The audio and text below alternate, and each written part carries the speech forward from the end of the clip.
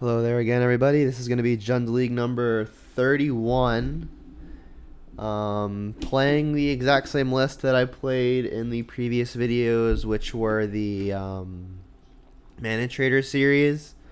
I used this list to qualify for the Mana Trader series within the first 10 matches. I went 7-3.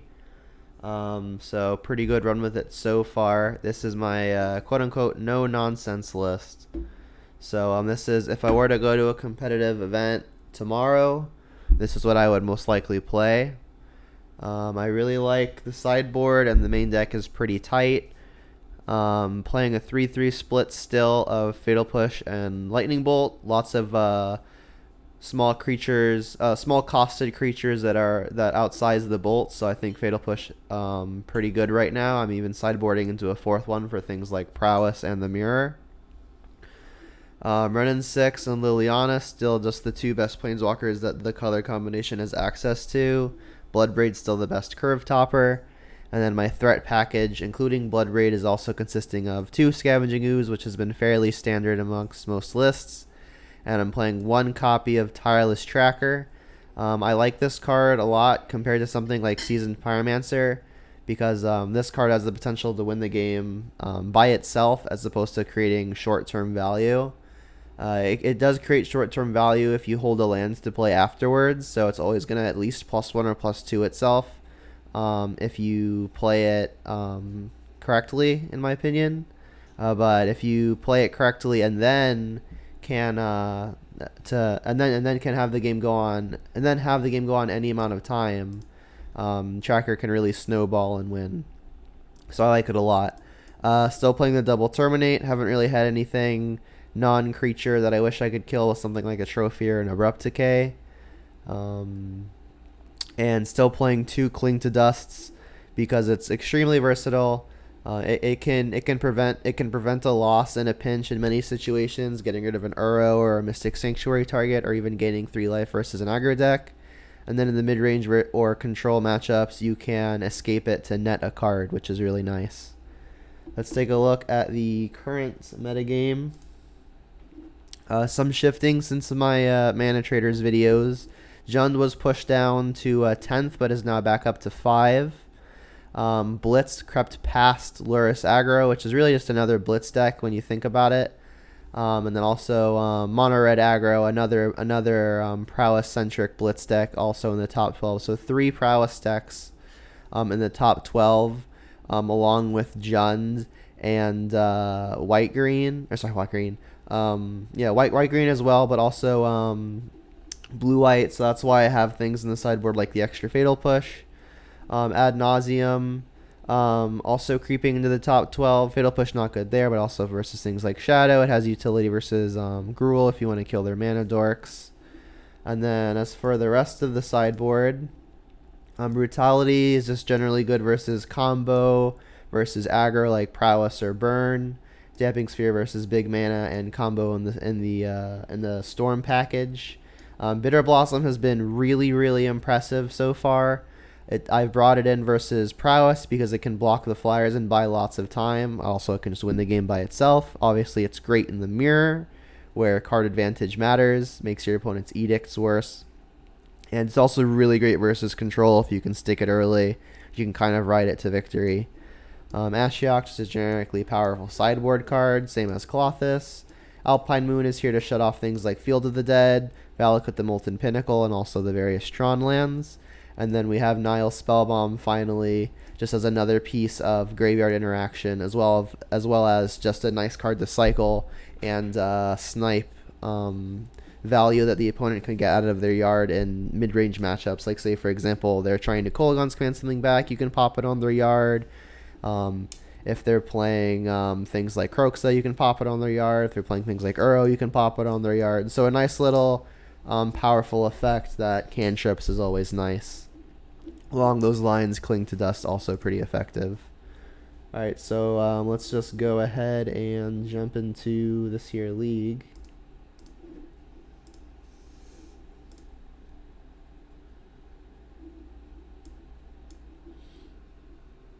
Oh, let me take off the current record thing.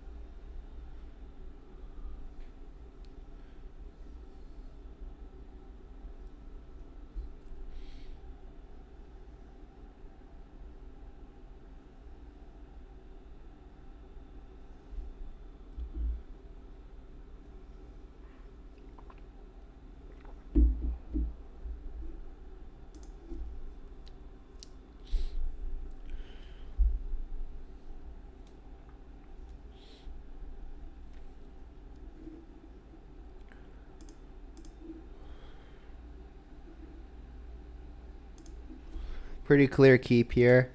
I could fetch Swamp on turn 1 to try to conserve some life, but I think I'm going to want to Tarmogoyf on turn 2, which means I may want to fetch for a green source next turn.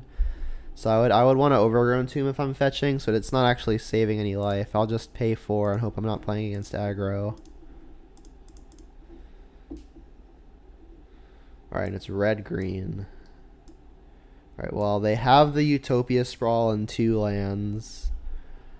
I think I'm just going to take the Sprawl. It slows them down pretty significantly, and it makes the Goyf large.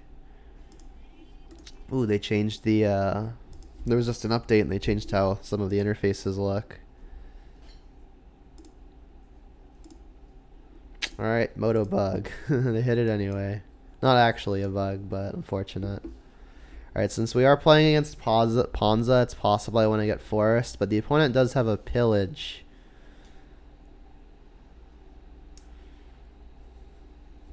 I think I should be getting this Goyf down. If they try to bolt it, it won't die. Even the land will make it a 3/4. If I get the Forest, they're likely to just pillage it, but they may choose to pillage the Blood Crypt because it's giving me my other 2 colors. I'll get the Forest.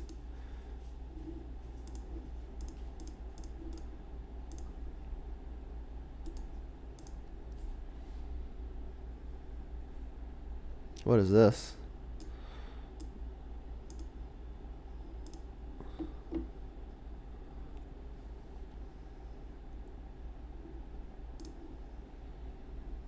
So I would expect a pillage here, but it's good that we have a Tarmogoyf in play, because then it's not a complete time walk. They could Pyromancer here, but that's okay. Don't think they're just going to cast Bone Crusher. I expect pillage. Alright, cool. So they left the Forest as expected. So I was going to say this would be a fine turn to get the Raging Ravine down, but we want all of our lands to come in untapped. I mean, if we draw Liliana next turn, there's a good chance we want to just cast it. It looks weak in the face of a Seasoned Pyromancer, but if I play Ravine on 2, there's no chance that's happening. I'll just go Cliffs into Cliffs. Holding up Bolt this turn is also something real.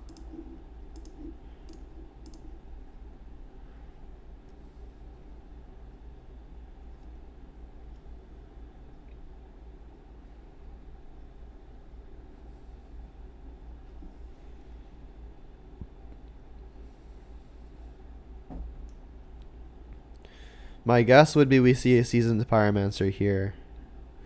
The opponent probably doesn't mind discarding Lightning Bolt, but if their 4th card that we don't know about is something good, that might be reason to not Pyromancer.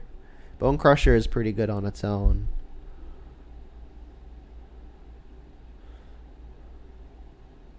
If they just play Bone Crusher here, I'll snap off the Bolt at it.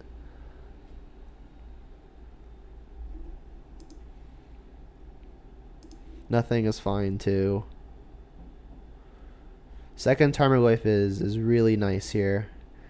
Gonna be able to keep up the pressure, hold up and we can even hold up a Lightning Bolt. I could bolt them just to get in the extra damage with the Goyf now. That'll make the Goyfs outsize the Bone Crushers anyway, but I think I want to save the Bolt to actually kill something. We may be able to get more damage in by getting something out of the way as opposed to just going a face.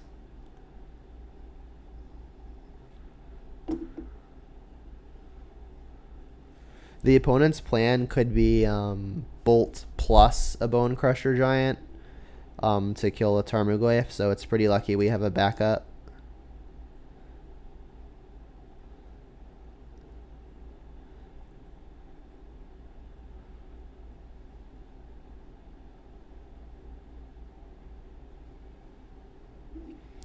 Looks like that is the plan.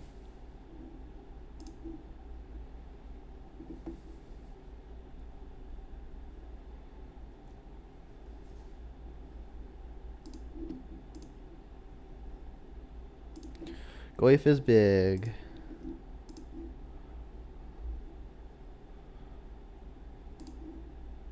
So the hand is Pyromancer and something, and then a fresh card.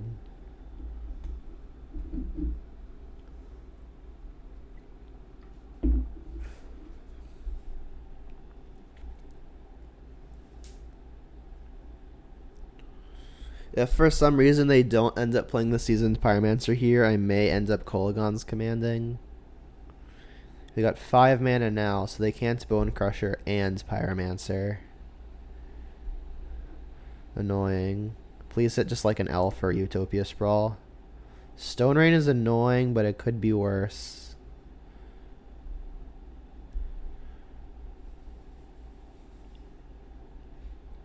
Interesting that they're even playing Stone Rain as opposed to just like another pillage. Alright, and then if they don't attack here, I am just gonna bolt the Bloodbraid, get it out of the way, enable a hit for 5. And if we draw untapped land here, we'll Kolaghan's Command to get rid of their Pyromancer. Alright, well that'll at least clear a blocker next turn if we want.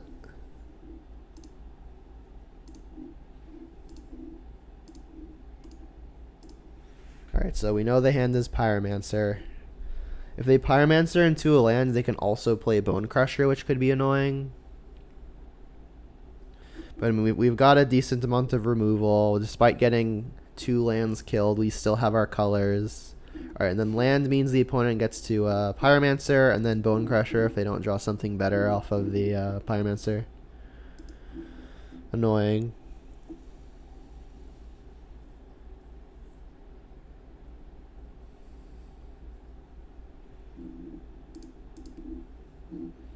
Alright, so Bone Crusher is the best they could do. So I could just go for the attack. They're pretty much forced to block. So they may double block. In that event, I could Kolaghan's Commands to get both of their cards. Second mode could be buy back another Tarmogoyf. I doubt they're going to block with just one thing. They could block with just Seasoned Pyromancer, because that's something to do with their mana next turn.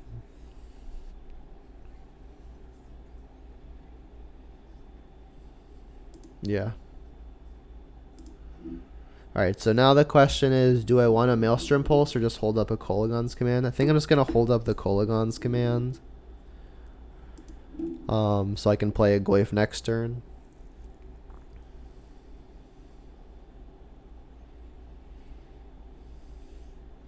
I'm going to try to save the Maelstrom Pulse for something big like a Elder Gargaroth.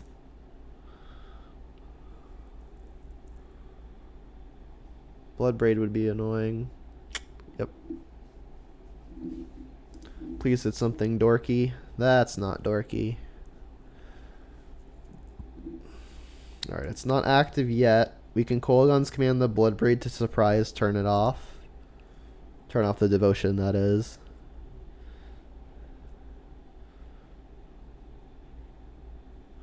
So I guess modes on this Kolaghan's Command now, assuming nothing changes, are going to be 2 to the Bloodbraid, buy back Tarmogoyf. If the opponent plays an elf after combat, I'm going to want to kill that with the Kolaghan's Command, but taking the hit for 3 is kind of risky. They've only got 2 mana. They have not yet played a land. I'll just kill this now. Return target creature, 2 damage to the target. That and that.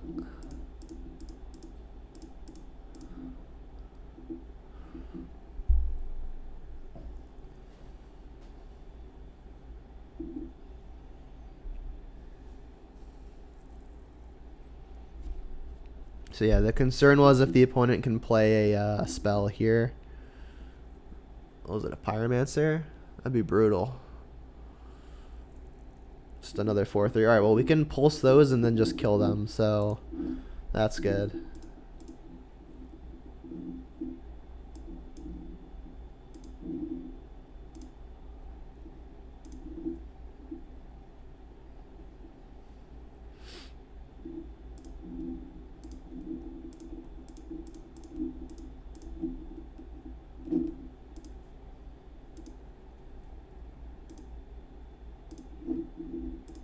Sweet.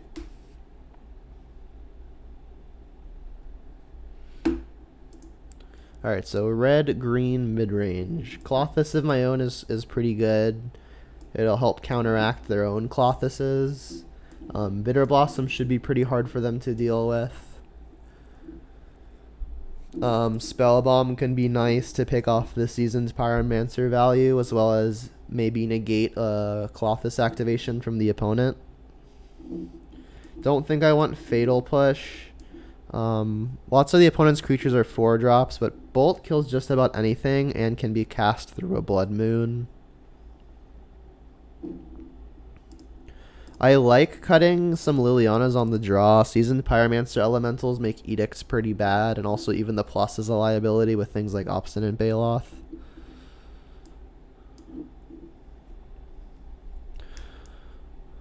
I'm going to cut an Inquisition. They're pretty bad top decks, but I think it might be important to take a Pillage or a Blood Moon while on the draw.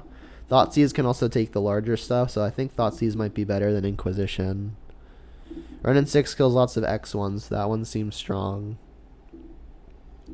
Kolaghan's Command doesn't buy a lot, and our creatures will hopefully be out of size. The sizes will be out of range of dying to bolts and bone crushers anyway, so I'm not sure how often I'm going to be buying something back. The most relevant mode on this thing seems to be do 2 damage to a target, and that really only kills Bloodbraid and some Planeswalkers.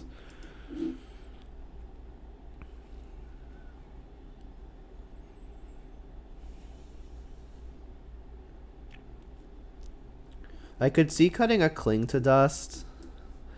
These games go long, so it's possible that Cling to Dusts are just good. But I mean, we've got Scavenging Ooze, and we're even bringing in Clothis as another mode of Grave Hate. I can see cutting one.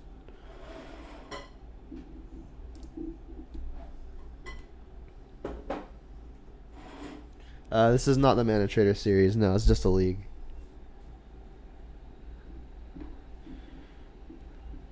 Alright, well, we've got access to all of our colors and 2 of our strongest top ends. I think I should keep.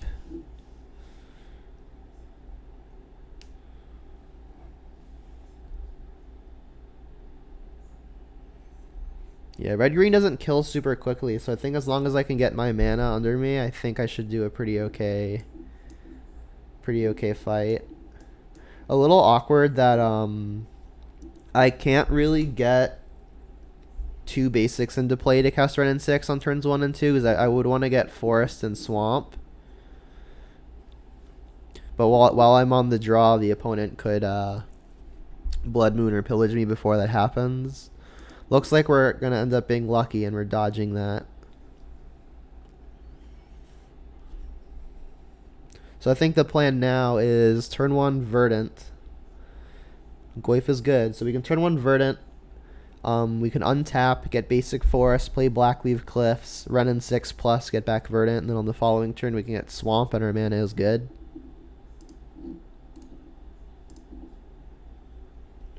No 1-mana play is a little suspicious. They play so many 1-mana Accelerants. It's possible they cut some number of them, but this could indicate Veil of Summer, especially if they cast a 1-drop on this upcoming turn.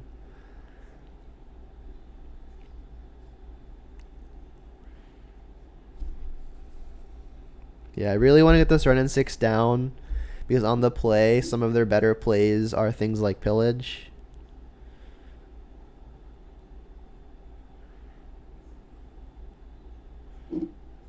Alright, so there's the 1-mana play. And to note, The opponent is on 2 stomping grounds. They could have fetched basic forest to put the sprawl on the forest. So this likely means no blood moon, because then their sprawl would just fall off and they have no access to green. So I think I'm safe from the moon, but I'll still fetch basics regardless. And I don't want to draw any more lands, so I'll just fetch on my turn.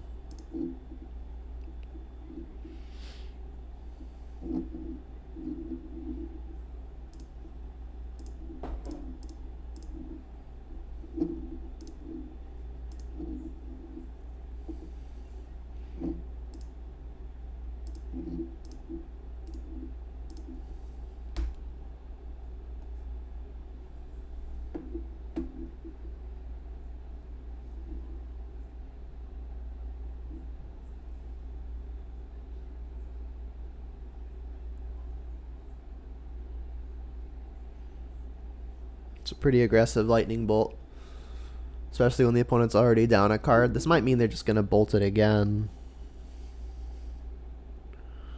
So I'm not suspecting blood moon. Could be pillage. Yep. So now we can just get basic swamp, cast a Tarmogoyf, buy back the lands. Could even just buy back the Blackleaf Cliffs, but in the event they do blood moon me, I think it's probably important to just make sure I have a swamp.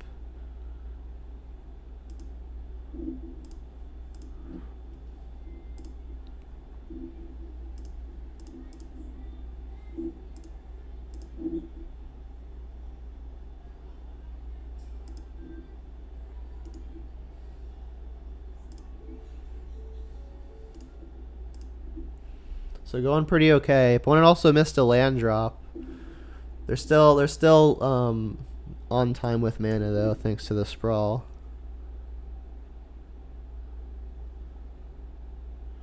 Yeah, that's a pretty good guess. Big Daddy Snow, that they could have the Blood Braid. Finks is annoying. We can actually stop the persist with the Cling to Dust though.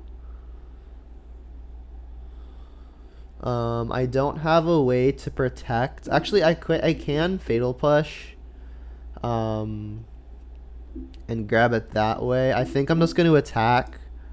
If they block with the intent on persisting, I'll cling it. I mean, on board I have a way to deal with the 2/1, so they may just not block. Yeah, that's fine. So then I'll play the fetch land. And I could revolt a Fatal Push. I did suggest that the opponent could have Veil of Summer, so maybe I should do it now. Doing it now though could put me a little weak to the Blood Braid that we're assuming the opponent has, because the run in 6 would die to it.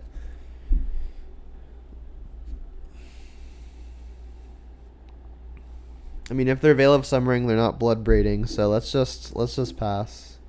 And then I'll discard. I'll keep second run in 6. I'll discard a Blackleaf Cliffs. It comes in tapped.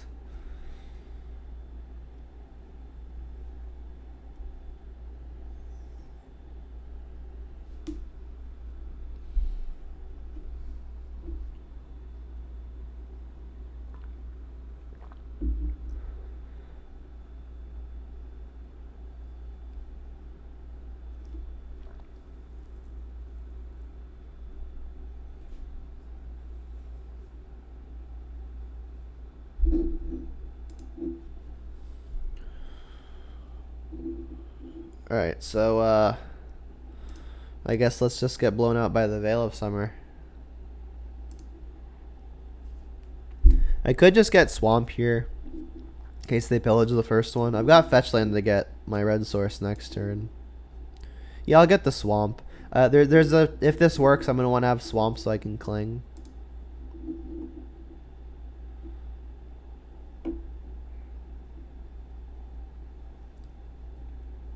What's up, James? What happened to the colors? We haven't needed them so far this game. We did have them, but our opponent pillaged. So I wouldn't be surprised at a veil. Alright, they didn't have it. That's good. The colors look washed out. I don't know why that is. Yeah, I don't know why the colors would look washed out. They shouldn't be. I'll take a look at it after this match.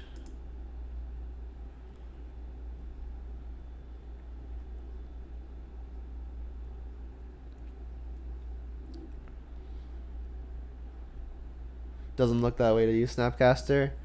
Maybe refresh the page, James. I don't know what else. Like if it's not happening for other people, it might be your browser.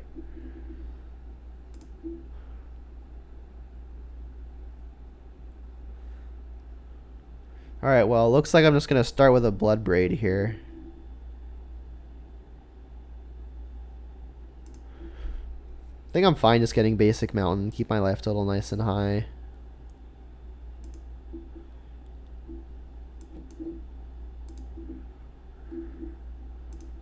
I'll even start off by killing this. You'll send me a picture? Alright, sounds good.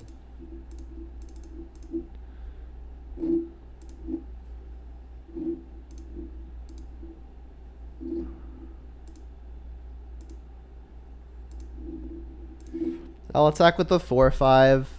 If they want to this defends the Ren in 6. If they want to bolt the Blood Braid or something to attack the Ren, that's probably fine. They're on the very back foot.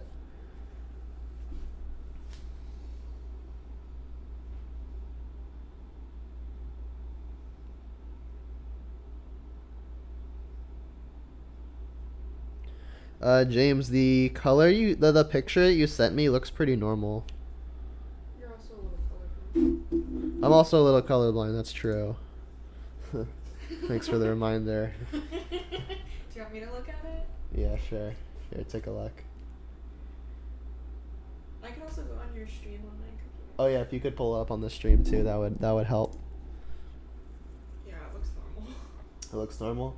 I'll look it up on mine. Milena says it looks normal, and she's gonna pull up the stream on her computer and see if it looks strange. Yeah, Ian might be messing with me, so. Oh, it looks normal now for you. It changed. Oh, okay. All right. I don't know what happened then. As long as it's good now, you know. All right. So the opponent's on one card. I could just Blood Braid.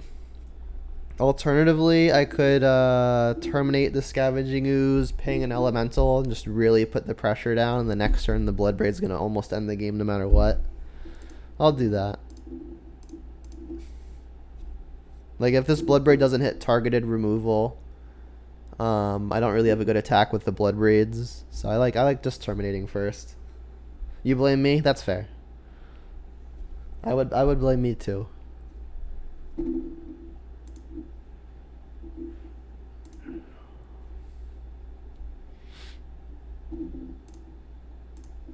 Alright, I want this Blood Braid to live. I don't care if this Ren in 6 lives now.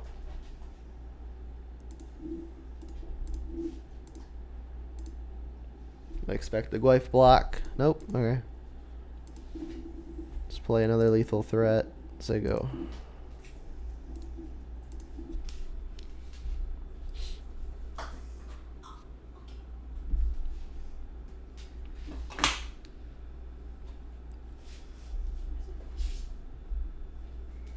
We did it. We beat the Ponza Menace.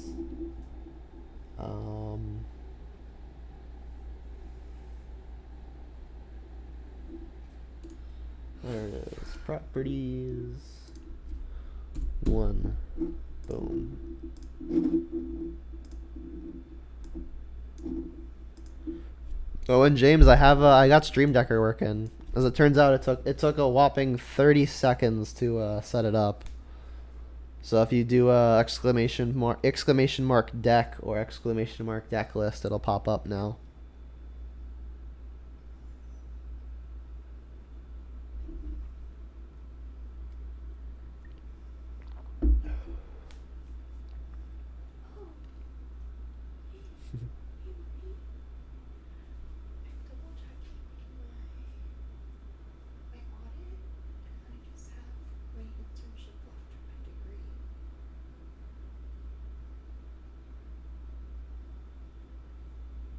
That's good, right? It's making some shit from physics too, Thanks for the compliments. Yeah, I had some good help on it. You. Amy, Yeah, you helped too. thank you. It's like, bruh. I still need to get the bruh buttons. Bruh. Yeah. I guess that should be like Keeper. my buttons if I Teamwork makes the dream work. That's right. Alright, so I'll probably just get Swamp on turn 1 here. It cuts off the possibility of Renin 6 on turn 2. If I draw the Renin 6, then I'll just get the Overgrown Tomb. Opponent is saying hello, good luck, have fun. To you as well.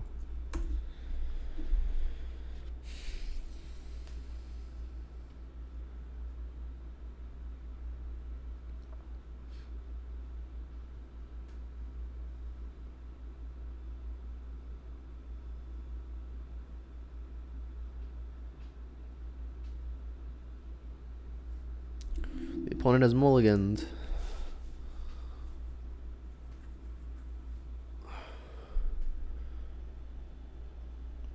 She's not watching. She's sitting next to me though, so she's like kind of watching. She doesn't count as a viewer on my analytics, but she's here. Oh, I just cracked I mulliganed to 5. Alright, well. If the opponent said good luck, have fun, I would hope they're not playing Tron, because then I just need good luck, and there would be no fun. Opponent says sorry if I'm slow. All good. This is the first time they were playing this deck. Oh man, it's Neoform. Alright, well, Inquisition is a good tool to have versus Neoform. I don't know any other deck that goes Botanical Sanctum, Serum Visions. I don't think Temur Delver is a thing, as far as I know. Eric, if you watch this video, Temur Delver, it's only a thing when you play it.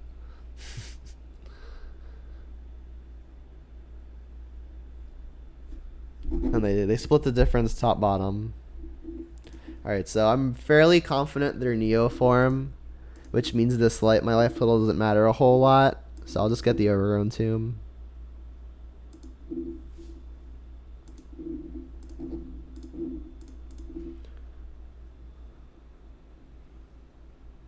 Watch it be Lantern? No, yeah, this is 100% Neoform, and their hand confirms it. Alright, so I should probably just take the Evolution. They're pretty far from combo. Let's just make them farther from combo.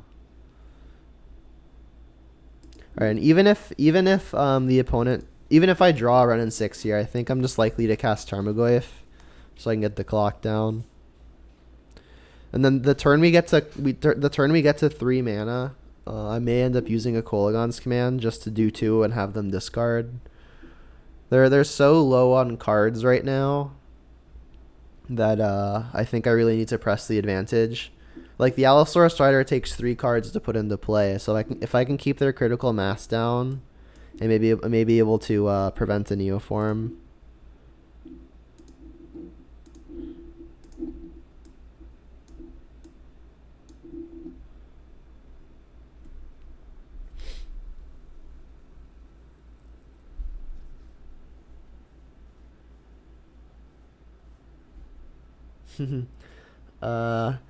Yeah, she has to watch over my shoulder to make sure I don't do anything stupid, James. You're right.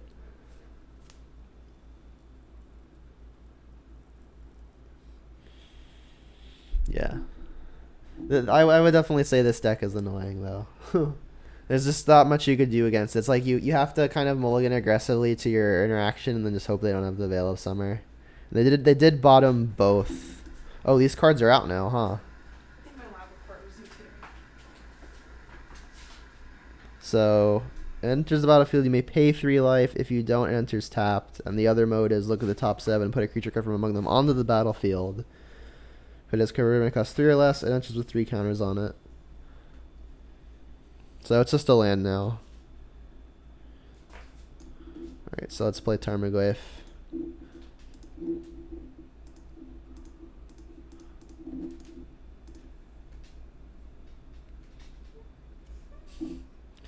I only ever did that once on video. The bull thing? Yeah. I don't think Neoform is ever paying 7 mana for this. I mean, I guess it's technically possible.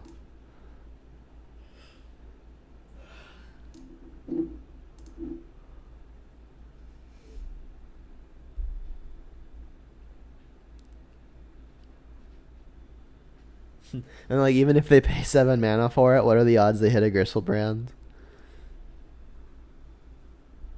They usually play 1 or 2. Usually 2, right? So if they draw it, they don't just get screwed.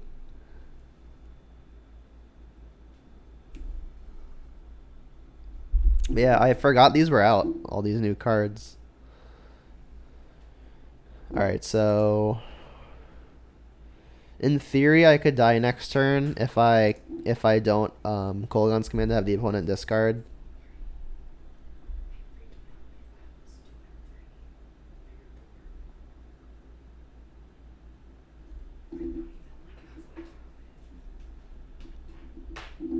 Alright, so this looks like an easy attack for 2. And then cross my fingers.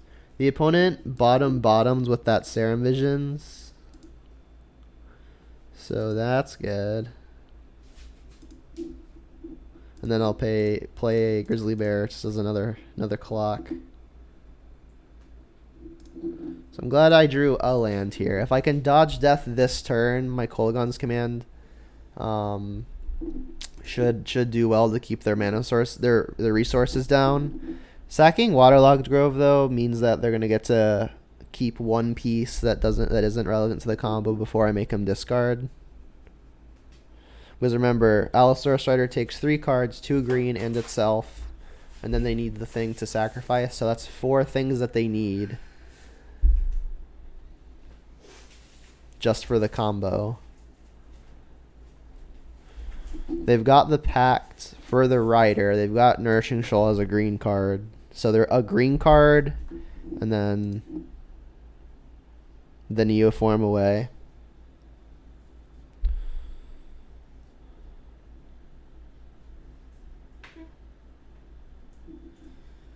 This is what I was thinking. You need your help with my mom stuff.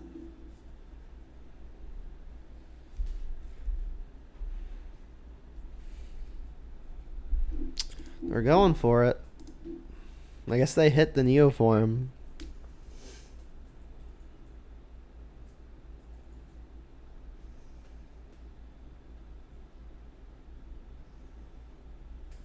And they have to do it this turn.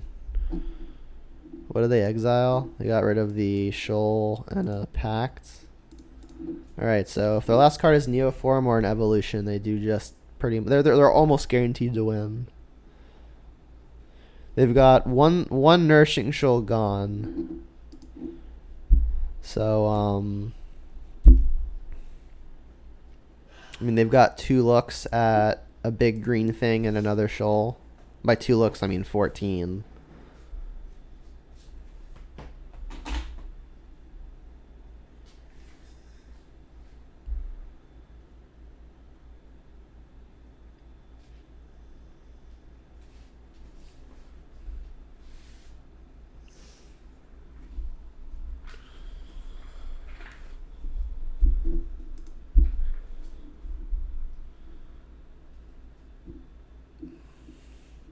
They're not just dead next turn. If they've drawn Spirit Guide, they can use the guide to pay for the Pact. Alright, well, they hit it anyway. Let's just yield.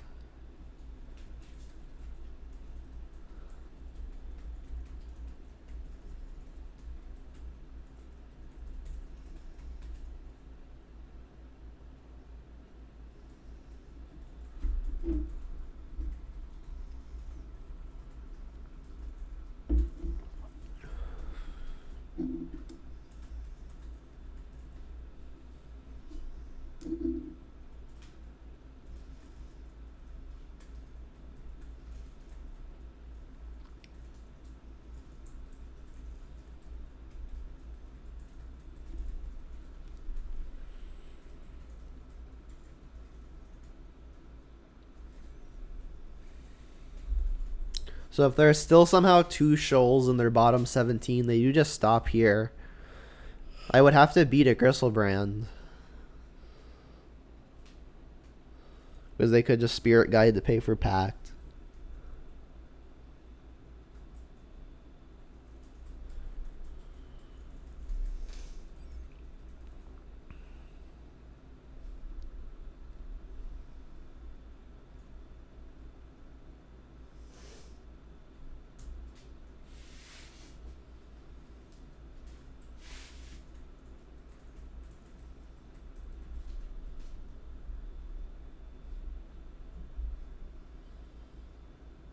Children of Corliss.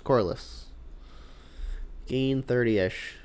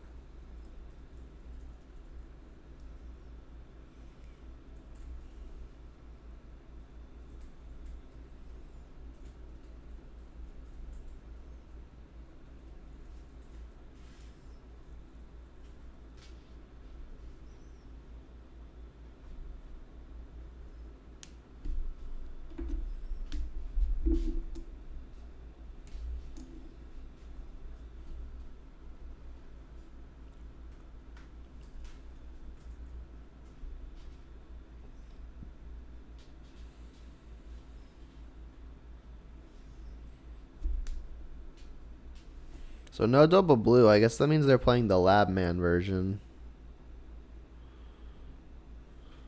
Maybe they're digging for their last Spirit Guide. I mean, if they don't have the other Spirit Guide somehow, they don't get the Labman out. Alright, well now they're going to have it no matter what. Pretty sure.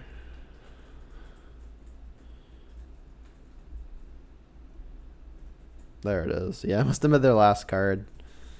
Here comes the Labman.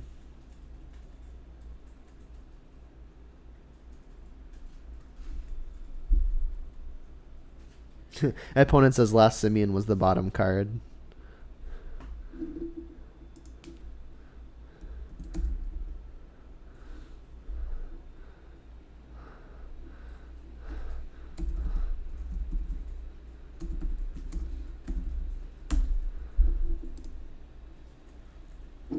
Alright, so Collector Brutality going to be excellent, as is Damping Sphere, as is Ashiok.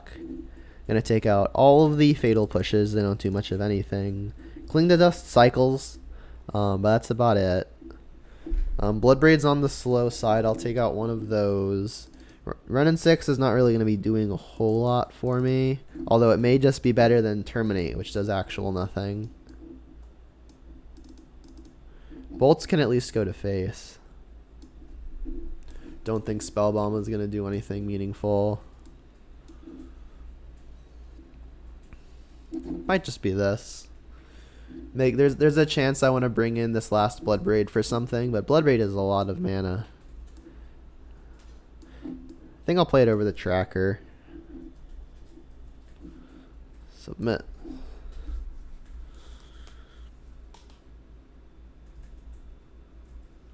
The opponent says, once again, I'm sorry. That must be taking so long. So it must be sucky for you. I just need to learn the deck.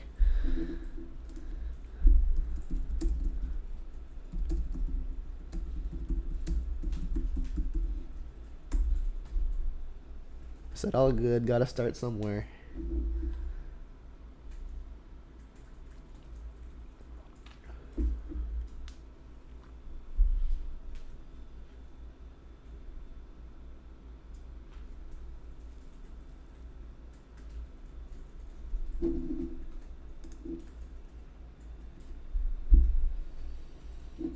I think I got a mulligan. This is much better. This hand is great. I think I'm just gonna bottom the brutality. You put an also mulligan. So like Ashiok is pretty much game ending if I can get it down before they get down their Neoform. Neoform. So it's possible I want to Inquisition into brutality. But I also think I want my clock. The issue is like if they have 2 routes to the combo, I'm gonna want second disruption spell. I think I'm just gonna keep the 1-2-3 dream. The opponent did mulligan, so ideally they don't mulligan to a hand where they have 2 routes to the combo. They mulligan to 5, so now it's even less likely.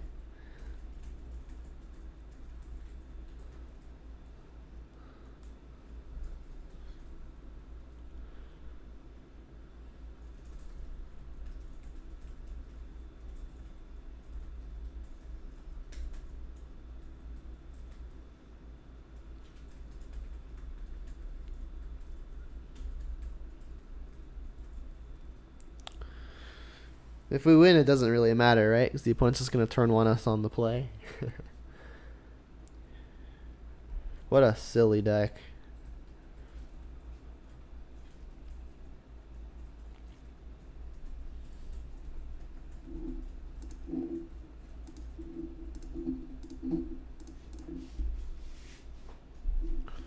Alright, so they don't have 2 ways to the combo. They have Allosaurus Rider, Autochron Worm. They have no land, actually. They can use the Edge of Autumn, right? Or no, that costs mana. I mean, I guess I should just take the Edge of Autumn. It's a green card for Allosaurus Rider. Like, Serum Visions is the take, assuming I know they have a land on top.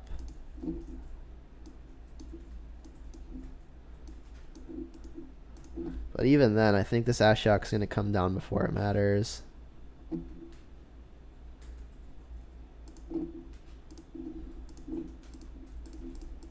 Alright, and then this Ashiok should do the trick.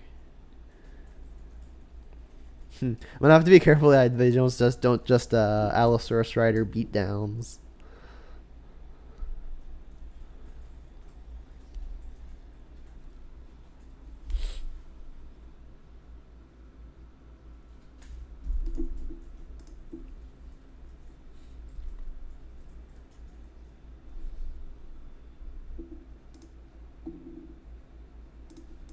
And I think I'm going to Ashiok targeting myself, because the odds this grows Goyf and makes me hit harder are pretty high.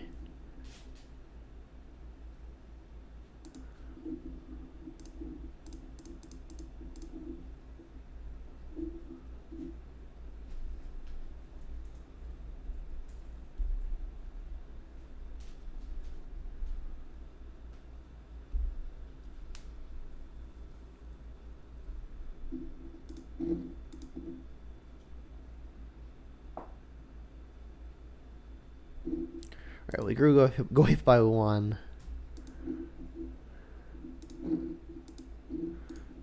Alright.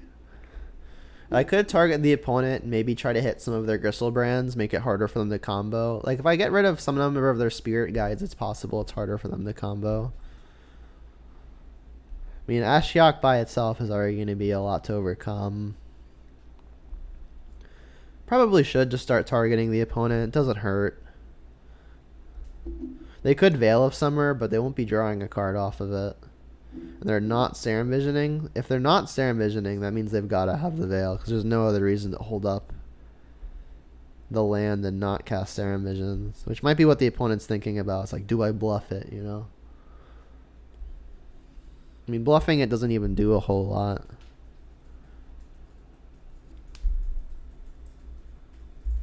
The opponent says, I honestly don't know if I have a way to beat the Ashiok. That's why it's there. Alright, so they pitched the Worm and the Allosaurus, and they played the Allosaurus Rider, and they're casting Serum Visions.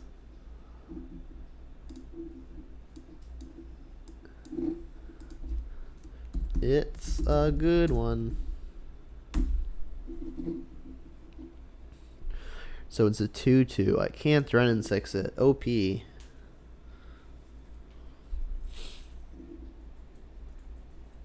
I'm wondering if I should just attack anyway. I could play Peatland, sacrifice Peatland. If I draw a creature, then I know I can attack. If I don't draw a creature, I can just run in 6 plus.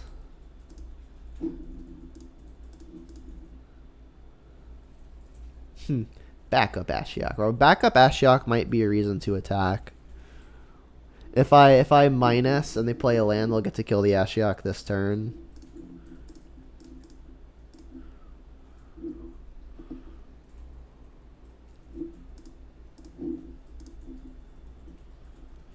I think I should attack.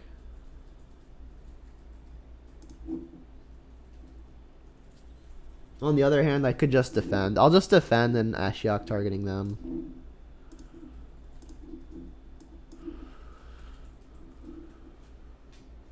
I had a Veil on top. I did get a Spirit Guide.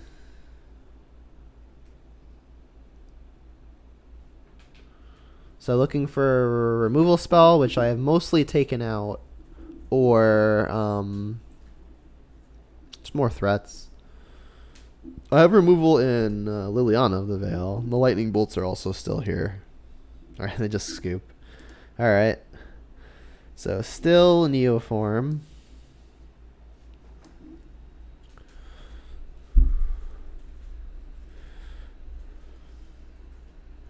Don't think I meant to change anything. Like I could Alpine Moon just to name the land that sacrifices to draw a card, but that seems a little extra. I think I should just resubmit. And then hope I don't die on turn 1.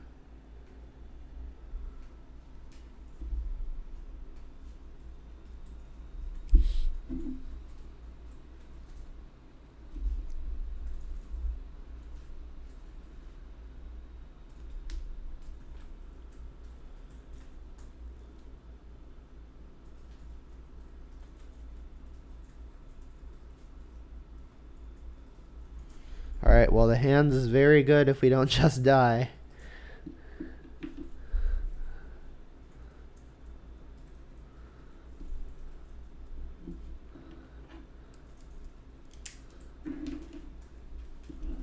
The mulligans, we will keep.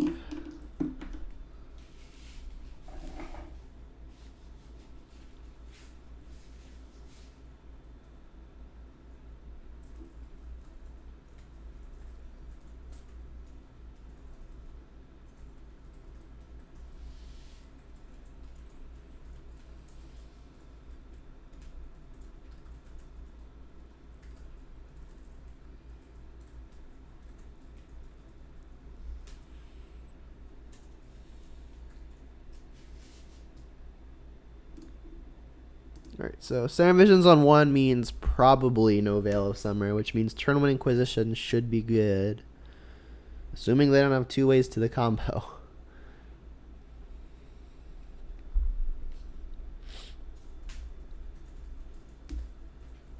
They split the difference top bottom.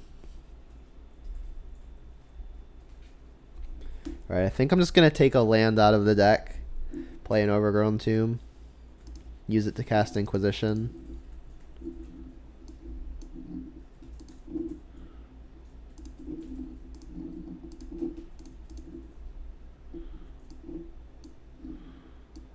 Okay, their hand is bad. I mean, I'll take the redraw.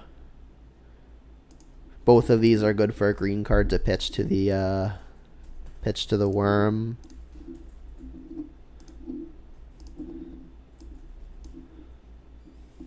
I guess this is also technically a green card to pitch to the worm. Watch this be the game where the opponent casts this. Alright, so they did scry top bottom. That's the card we didn't see. So this looks like a turn to just play a Tarmogoyf, get the clock going. Collective Brutality is nice. This is a sorcery, so it'll even take that if they don't play it next turn.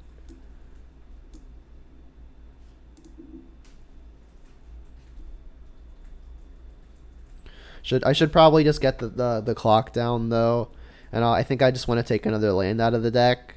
So I'll get green and black, I guess, Blood Crypt.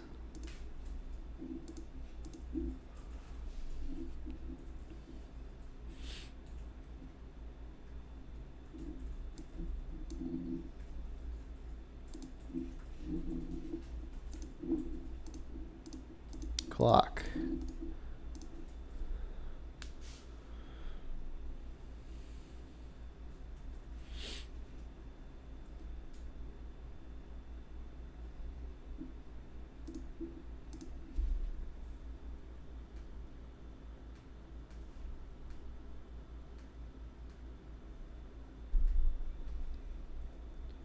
So I could just die if they have the worm, if they've drawn worm, if they've drawn the a way to find the Allosaurus Rider and the Neoform. Alright, and we know that the opponent is playing Veil of Summer in their deck. So we know for sure that Collective Brutality is going to get to hit something. I think I'm going to use the Brutality now, because if it gets Veil of Summered, I'll be able to cast my cheaper spells later.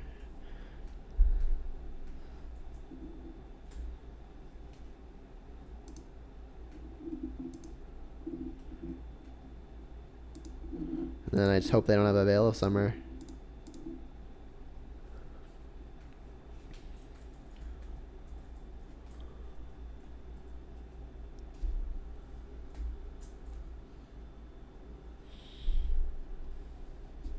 They don't. Sweet.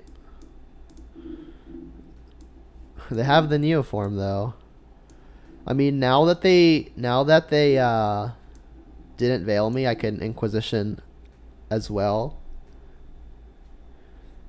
Think I should just take the Turn Timber Symbiosis now. I mean, I don't think the Symbiosis is ever getting to 7 mana. It's probably just a green tapped land. So I think I'm just going to take the Shoal.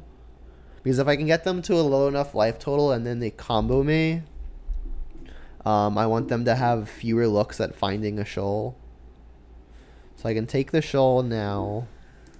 Inquisition them as well. Take the Neoform. Attack.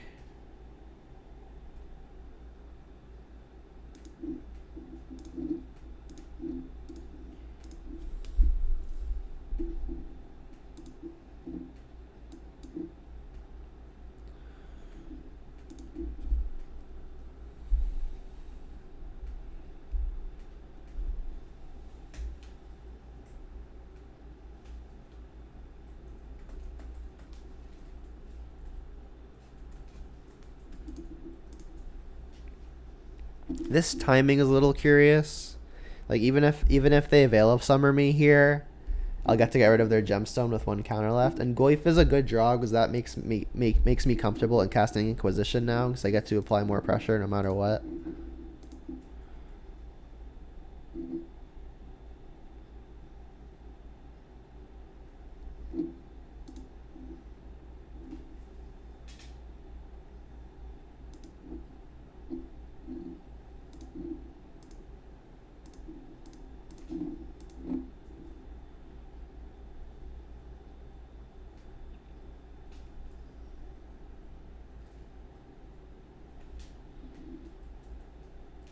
Opponent says, I'm not sure how the new duels work.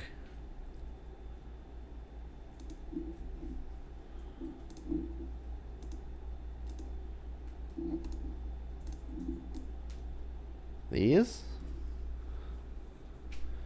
I mean, when you play it, you get when you click to play it, you just get to choose which half, right?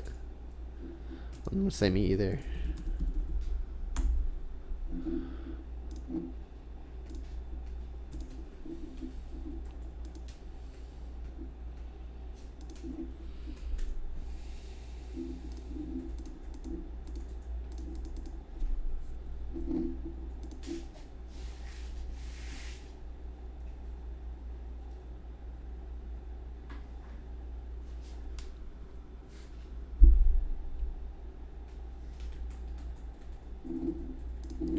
Cast the Thoughtseize.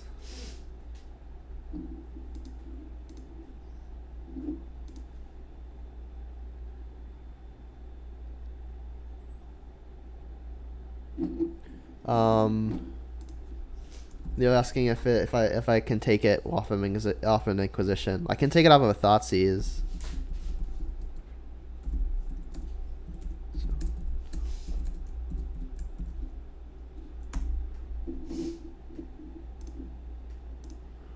I'm telling them that it costs 7, so Inquisition cannot take it. That's what they asked.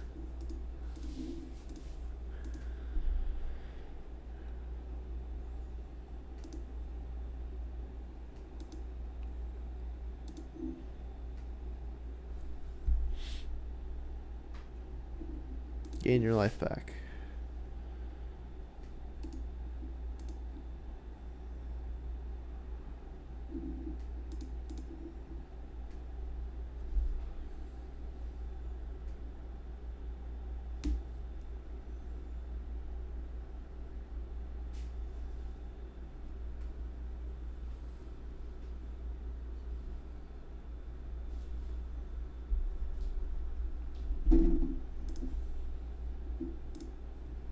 Got there.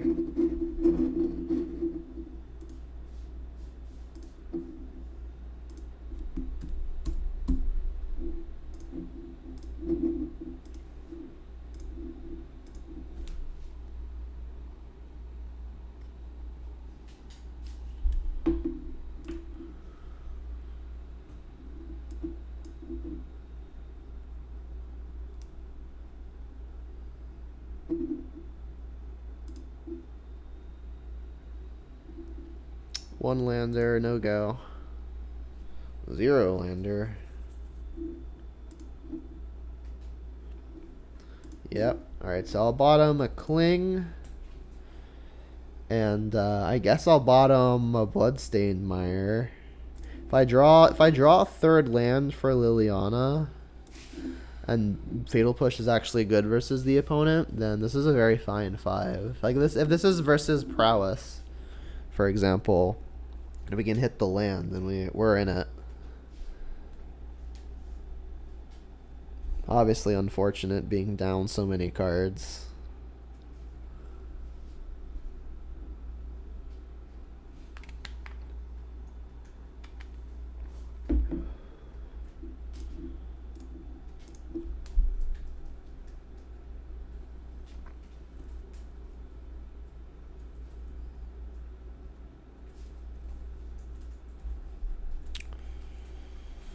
Well, the mirror is a very bad matchup to be down 2 cards in. Assuming that's what it is. It could still be red-green. Alright, red and 6 is excellent, though. That was really good. If it's the mirror, this could claw us back. And like if we go Tarmogoyf and they have a Fatal Push or something, it's a pretty big disaster. They didn't have their own Cling to Dust, so that's good.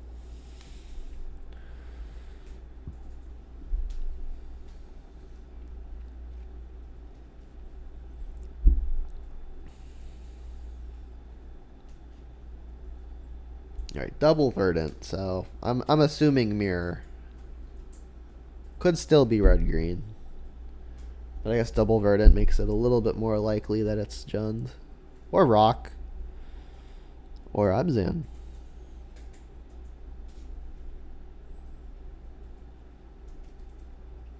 The dream is they just play like a Tarmogoyf here and we can Liliana Edict it. That would be a way to win on a mold of 5. Alright,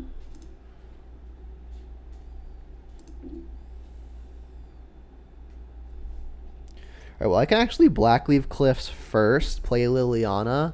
I can then plus the Liliana, discard the Bloodstained Mire, and then get it back with the run in 6.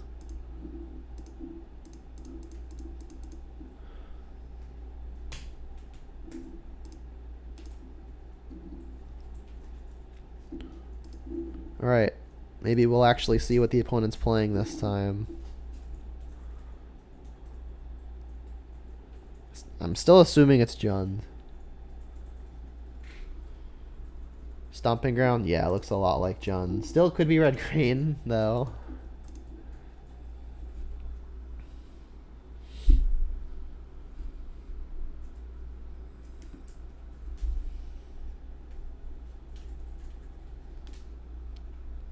Does actually look like it's red-green. Alright, so we could get mooned here. If we get mooned, we're kind of just dead.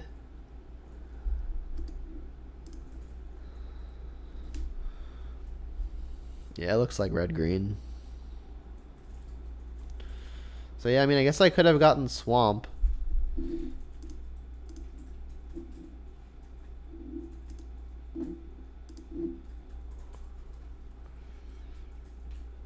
Did not have a route to a green land, though, unfortunately.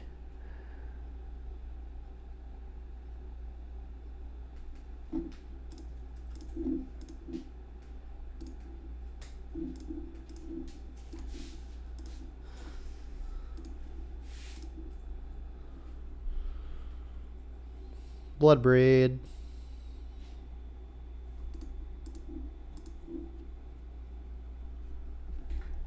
Dead. Like, I could draw Forest and play Tarmogoyf, but it's so tiny. I mean, I guess it'll be becoming a 3-4, but I just don't have the heart to sit through that. Let's just get to the next one.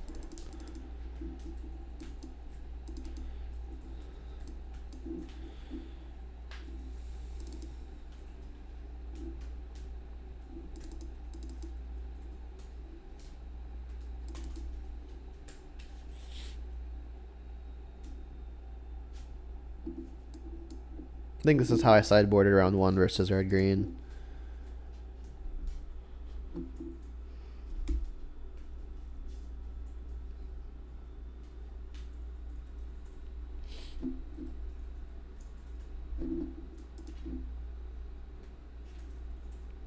Yep, we've got access to our colors. So I'll go Swamp into Forest into Blackleaf Cliffs. Hopefully a pillage doesn't happen anytime soon. I could Forest first, because then if I draw a red and 6, I get to just play the red and 6. Yeah, I'll Forest first.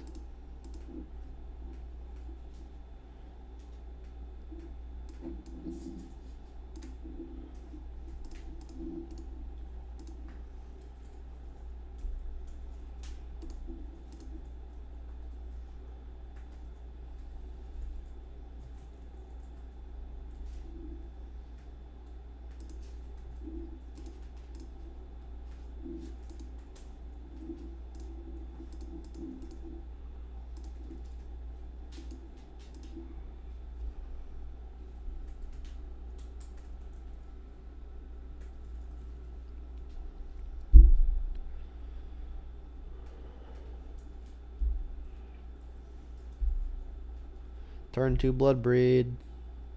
Chandra, jeez.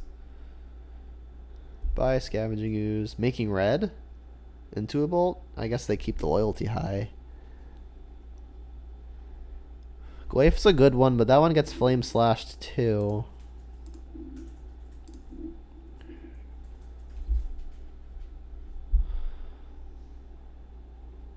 I mean, I guess I could just track her. I mean, playing Scavenging Ooze may just eat the flame slash. Then maybe next turn I can play Gwaif that doesn't get flame slashed.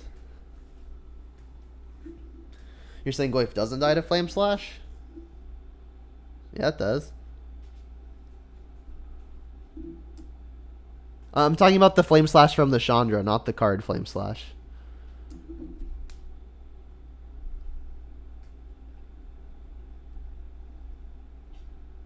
Yeah, Flame Slash is a sorcery, but I'm talking about the Chandra. Yeah, I got you. So yeah, I guess I'm just gonna go Ooze, play Blackleaf. I hold up the Spell Bomb.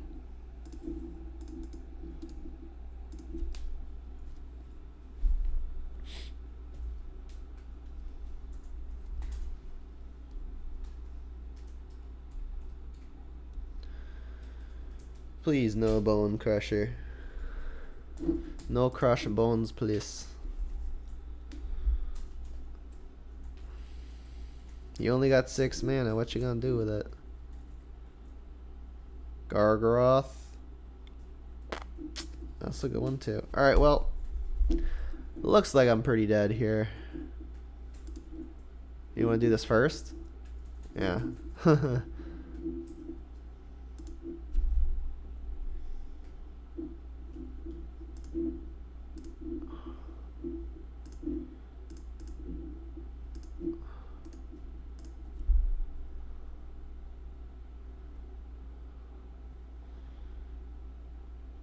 I mean, I'm gonna have to Bloodbraid into something pretty good.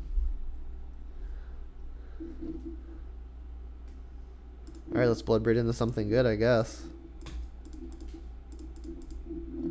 Maelstrom Pulse. Fatal Push.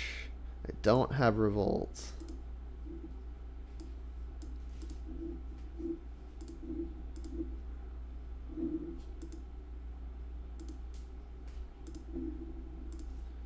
Shit, you don't have track anymore, right? Right. Until when? I think it expired already. The 17th or the 7th? I don't remember.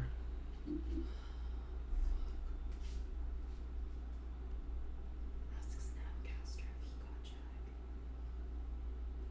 Ian's not here.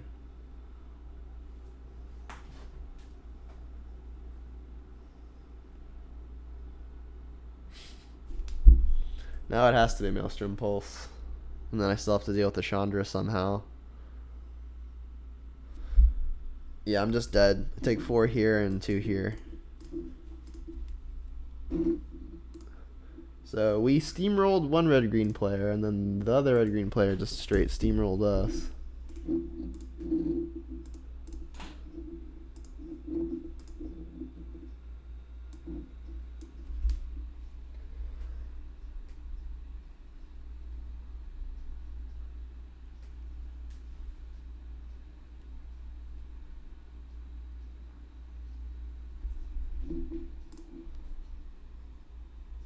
Is it better to try and get a perfect score and a 10% deduction?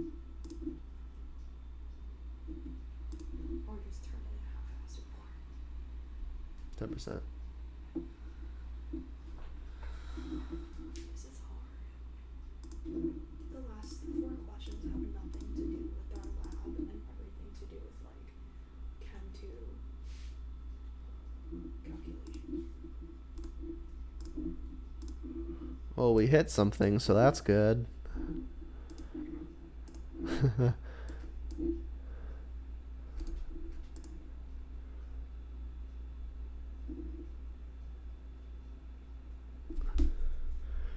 Swamp is a horrid draw. I think I'm just going to Wood of Hills to take a land out of the deck. Although we are playing a tracker, so it may just be better to hold it for if we draw the tracker.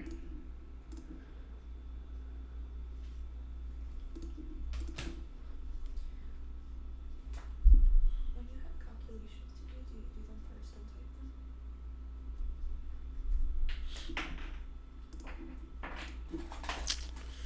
Well, we're bolting that. I guess ideal draw now is Liliana of the Veil.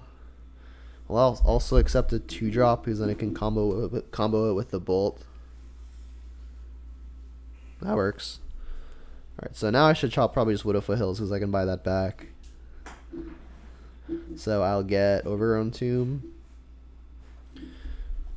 They could Force of Negation. So I mean, that's so awkward. So like I need 2 red, And I can't get the Stomping Ground because it's in my hand. So it looks like I'm just not getting value off of their N6 this turn. Because I have to play Stomping Ground.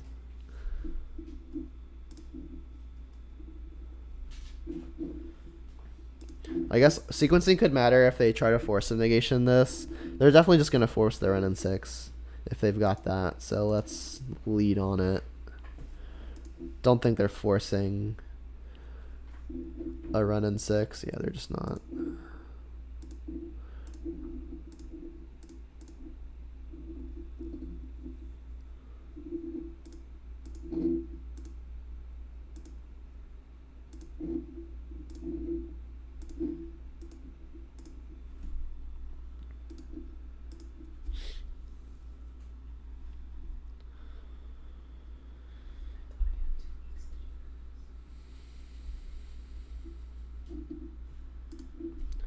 More lands.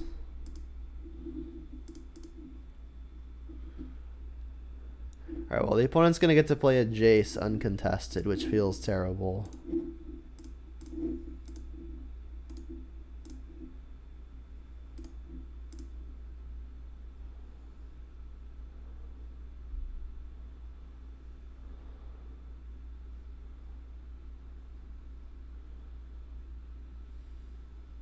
I feel like Brainstorm there is probably pretty greedy. Because now Bloodbraid and Bolt just take the Jace off the table. I mean, I guess they know that we don't have the Bloodbraid because we played the Shockland tapped. But, I mean, another Bolt isn't super far-fetched.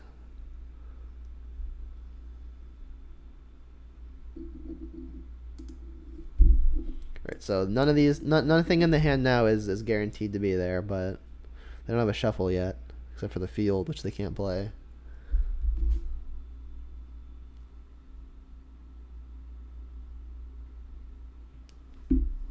Hey, KO Diamonds with a Twitter follow.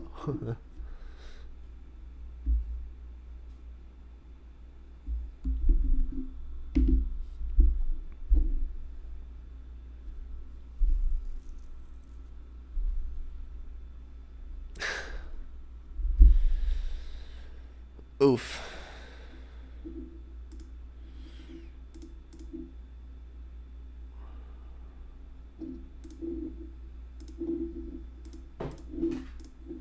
All right, let's just hope that a lot of lightning bolts get there. And they get to Batter Skull this turn. They could also just Cryptic bounce the run in 6 in a pinch.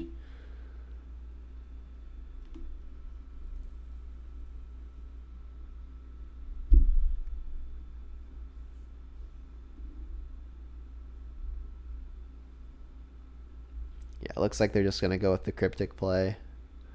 Come on, deck.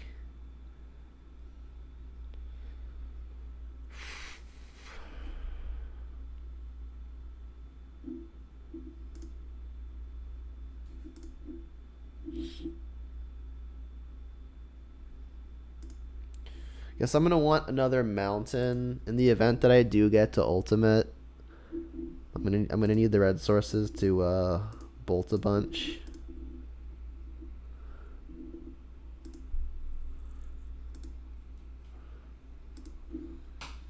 Cryptic.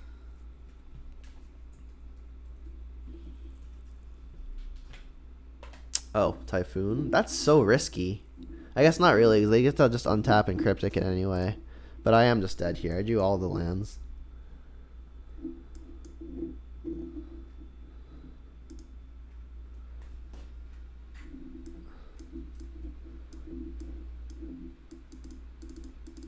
Gonna bring in the Brutalities over the Inquisitions because Brutalities hits things like Cryptic Commanders, Inquisitions do not. Inquisition still hits good stuff like Stoneforge though. But I think I want bolts over fatal pushes because bolts can hit planeswalkers. I usually like cutting some number of Tarmogoyfs. All of their removal is exile based. And this tends to be a resource match. Whoever has the most resources wins over time. So Goyf doesn't really dodge their removal or generate value. Terminate also looks a little weak. Like I want to have stuff to interact with their equipment. And like the creatures that could carry the equipment, but I've already got a decent amount of that.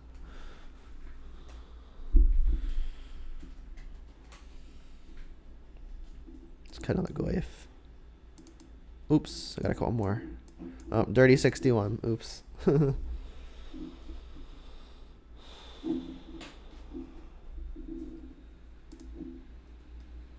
Nope. So close to being good. This sounds good. Sounds very good. I think I'm going to bottom the lightning bolt.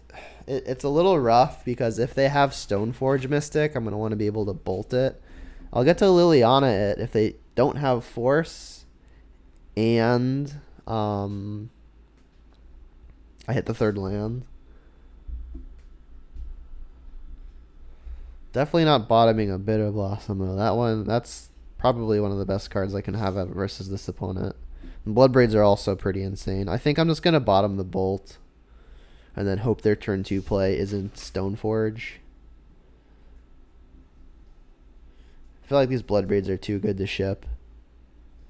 Like if we just draw a land, I think I can win the game off of just that.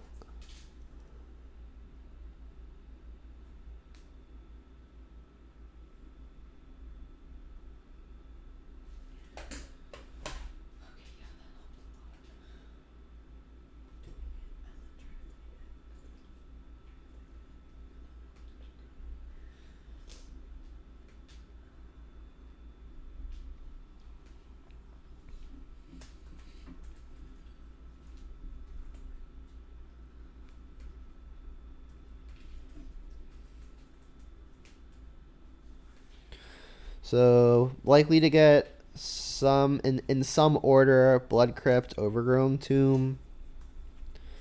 We can't get Spreading Seized until the opponent's turn 2.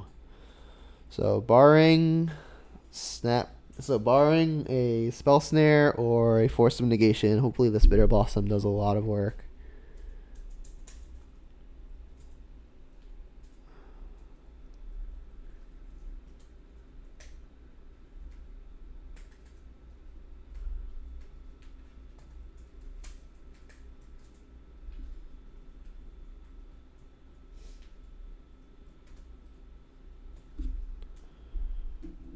The opponent has also mulliganed.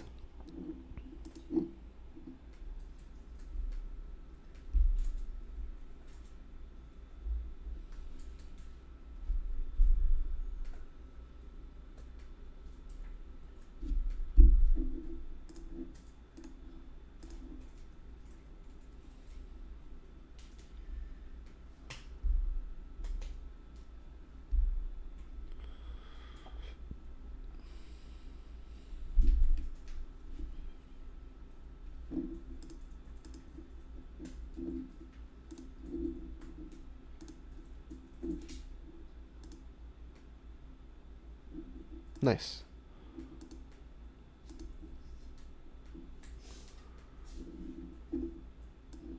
So gonna want to save some life in the event that this Bitter Blossom doesn't win super quickly. I'm gonna be going to 15 off of just my own lands, so it's possible I should just start conserving my life. I think I really want to get Overgrown Tomb specifically now, though, because if we get Spreading Seized, I'm going to want to be able to cast Liliana next turn. Like, I could get basic Swamp, and that achieves that, but I want to make my mana good. Let's get the Tomb.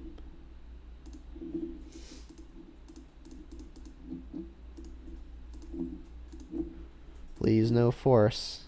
Cool. This should do pretty well versus the opposing Planeswalkers in terms of pressuring them. They can't easily deal with all of the creatures.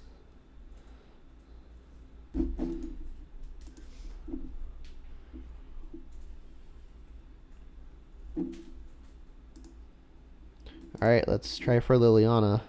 I'll get a Forest.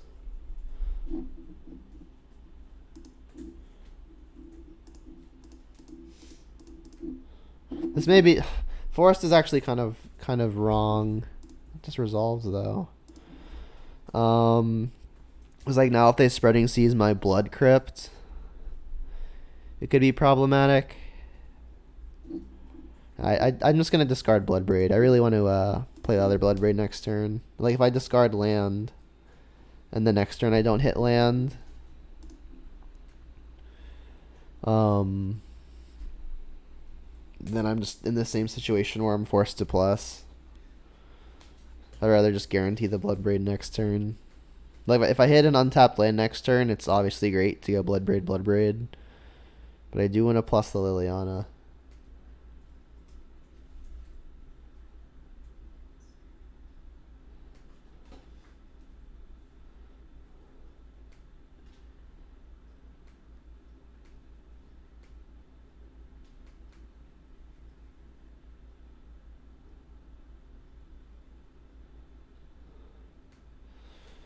And this Liliana just like snap resolved. So I wonder what their hands got to be. Maybe it's some combination of removal, snapcasters. Maybe their counters are just really expensive. They could have expensive planeswalkers, more lands. Yeah, it's just not cheap counters is the only thing I ruled out really.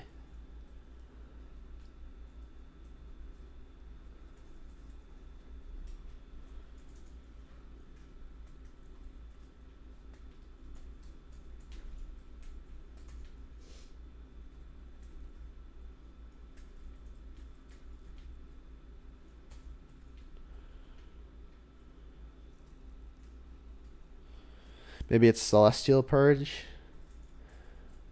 Although I think they would have gotten rid of the Bitter Blossom before it triggered had it been that.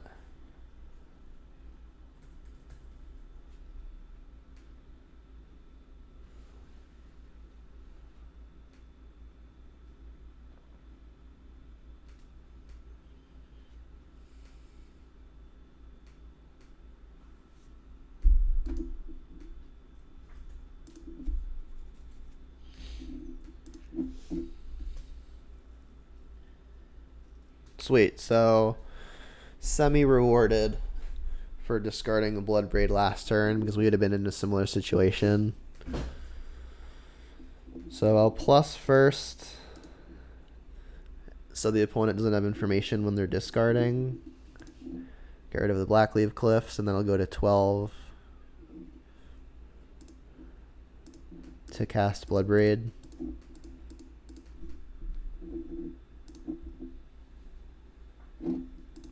Not bad.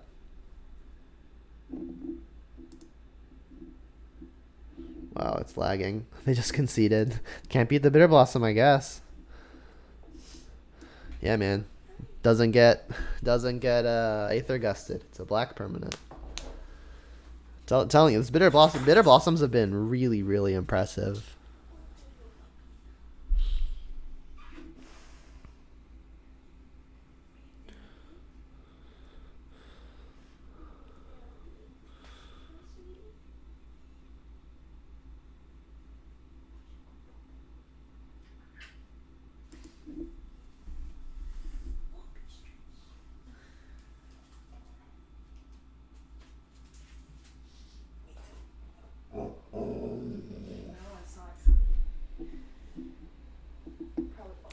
His hand's not amazing, but it's got the 1-2-3 curve.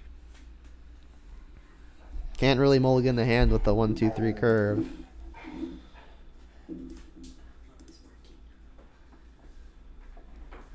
That was a terrible draw.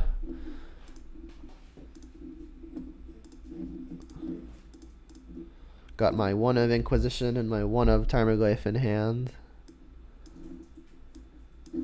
Well, both of these cards are fairly annoying, but I have all of my colors through the Spreading Seas. I think Remand is by far just the most annoying card. It can interact with my Liliana pretty well. I'll take that.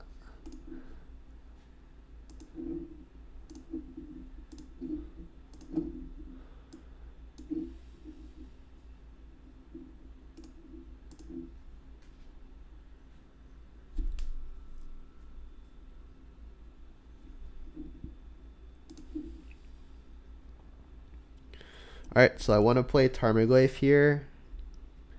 And I want to be able to play Liliana on turn 3.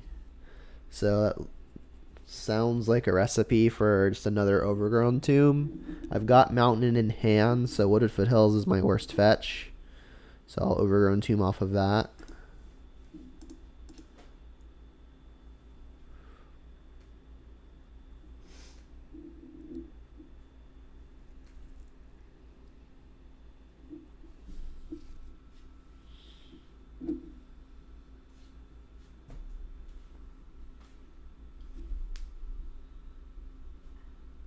They've got the Aether Gust for it, but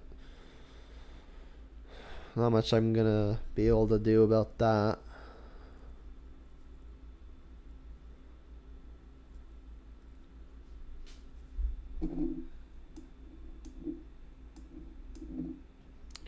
Can't Blood Crypt because that doesn't cast Goyf. Let's just get the Overgrown Tomb.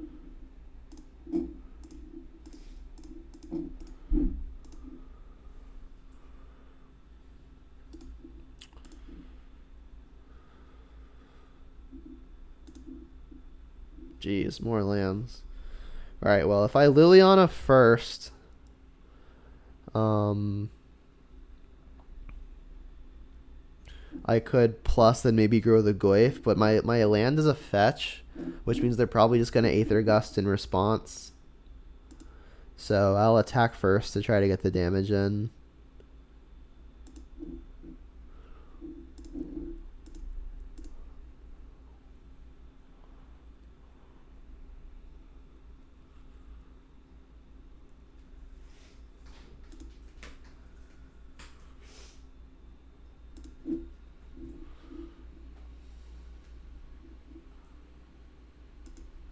Bloodstained Mire the worst fetch again because I have the Mountain in my hand.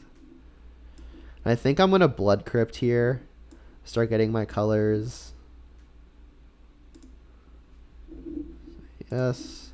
And then really hope this resolves, because if it doesn't, I am on empty. I kept the Dream 1-2-3 curve, but I've hit only lands. I have lots of discard fodder. They just scooped? Deal. I think I was behind that game, especially given my hand.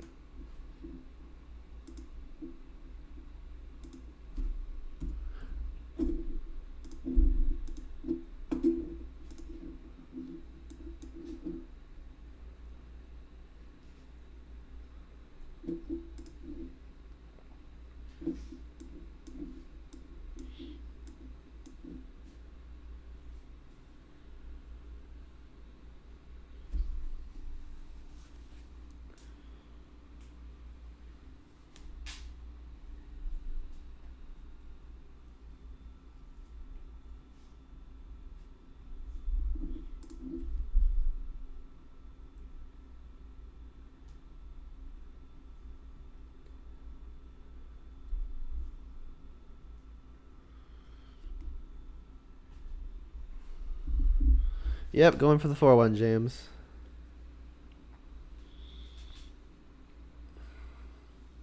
The 4-1 special.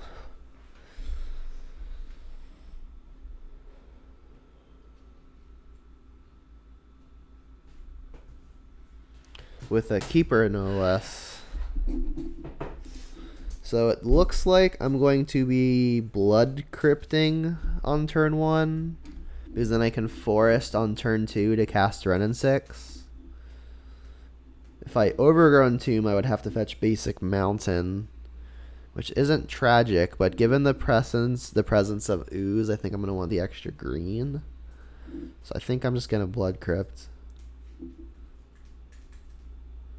Yeah, Blood Crypt Inquisition. And Ketria Triome probably means some kind of Uro pile, so I'll do my best to play relatively quickly.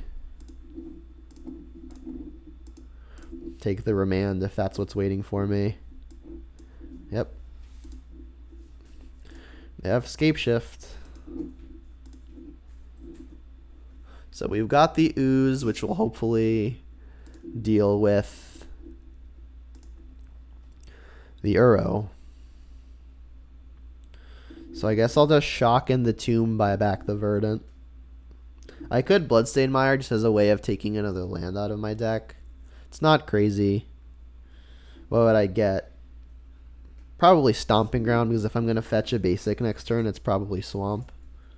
Actually, that's a lie, because I'm going to want to have green mana up. So it'll probably be basic Forest. So it actually just doesn't matter. I'll Shock now, get back Verdant, then I'll play Verdant next turn, because that's the land they know about. I'll use it to get Forest. And we know they didn't draw another Remand, because they played a land tapped. So that's good. I guess Force of Negation and Spell Snare a possibility.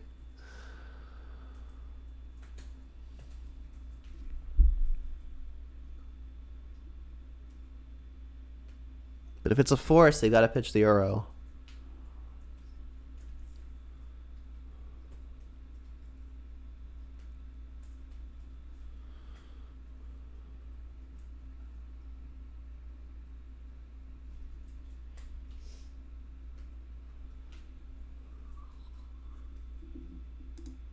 Plus this before I give priority to the opponent, so they bolt.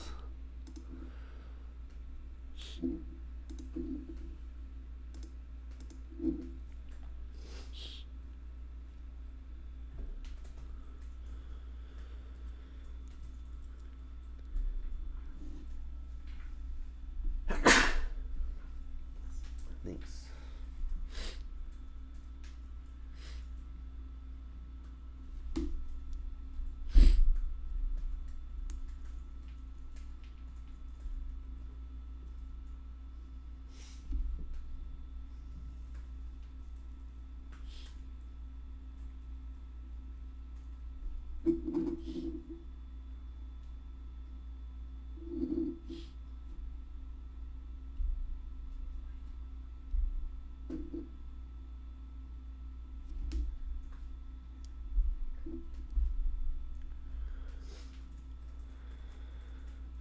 So I don't know if this new logo means we're actually just waiting for the server or if the opponent is thinking and that's what it means by waiting.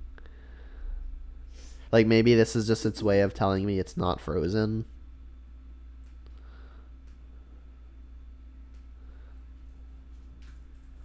It says waiting for server though, so maybe it's the opposite. My internet connection is great. I know that. Might be the opponent.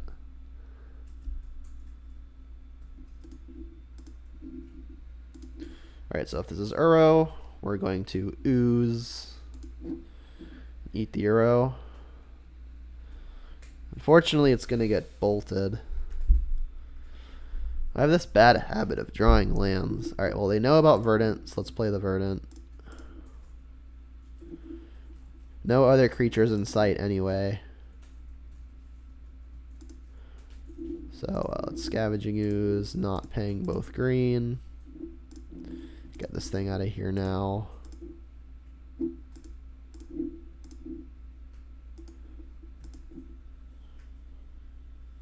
Cleansing Wildfire, what's that? I've heard it before. I don't remember what it is. I just look it up. The logo, you're talking about the little swirly thing? I'm not entirely sure. When I hover over it, it says waiting for server. Cleansing. Oop. Did I not spell that right?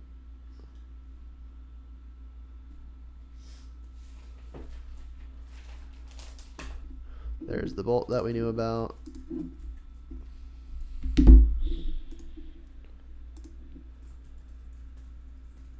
Oh boy, another land. 3 back-to-back meetings. That's a lot of meetings. To the tune of that.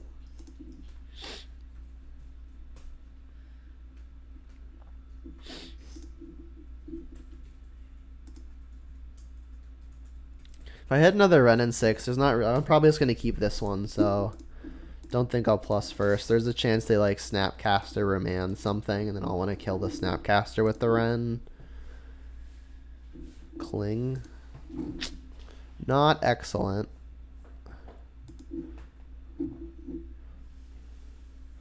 It's a redraw into a land. Excellent.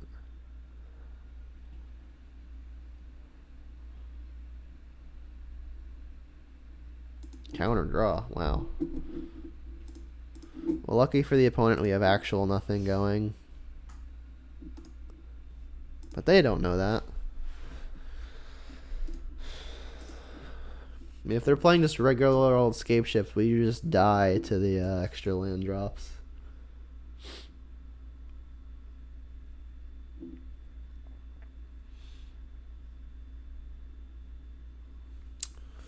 More Uro.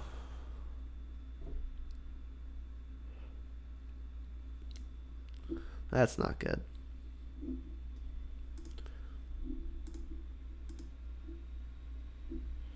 If I draw ooze, I'm going to want to have this available. Jeez, just more lands. I'll discard too.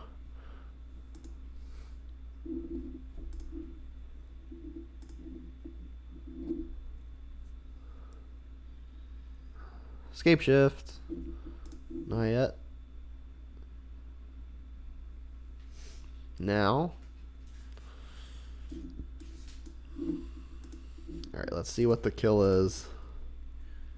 Might just be Valakut.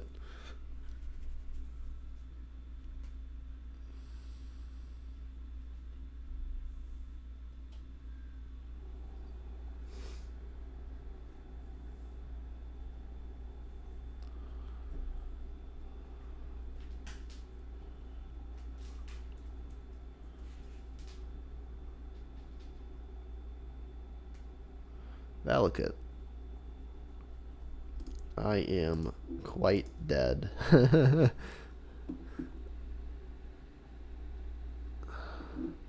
Well, we just drew a few too many lands there. Alright, Klothys deals with Ashiok pretty well, as does Ashiok. Sorry, did I say Klothys deals with Ashiok well? It deals with Uro well. And Ashiok also does that. And stops Scapeshift. Brutality takes things like Scapeshift. Bitter Blossom's a nice threat that they probably have a hard time dealing with. I don't suspect Lightning Bolt does anything meaningful. Spellbomb is another way to interact with Uro. And also Snapcaster and probably their own Ren and 6s. And then Alpine Moon also turns off Valakut.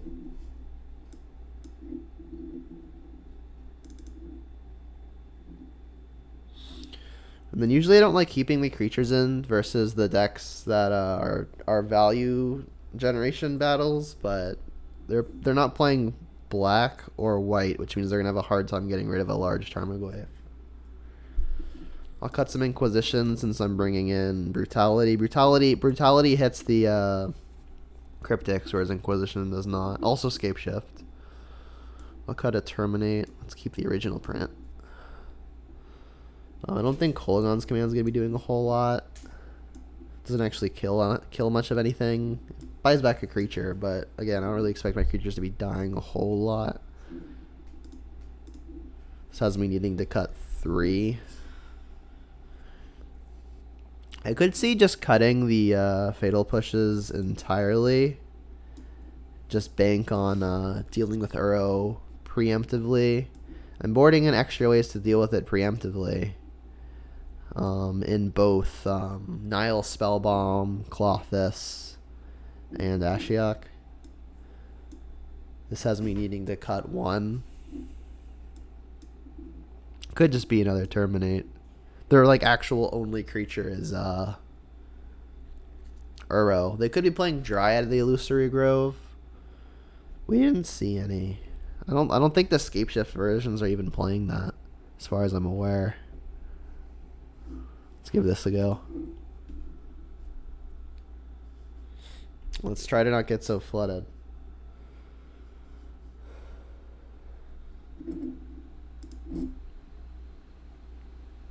Sounds good. Kind of painful. We can go turn 1, Bloodstained Mire, Blood Crypt, Thoughtseize, turn 2, Peatland, go to 14, cast a Tarmogoyf or an Ooze.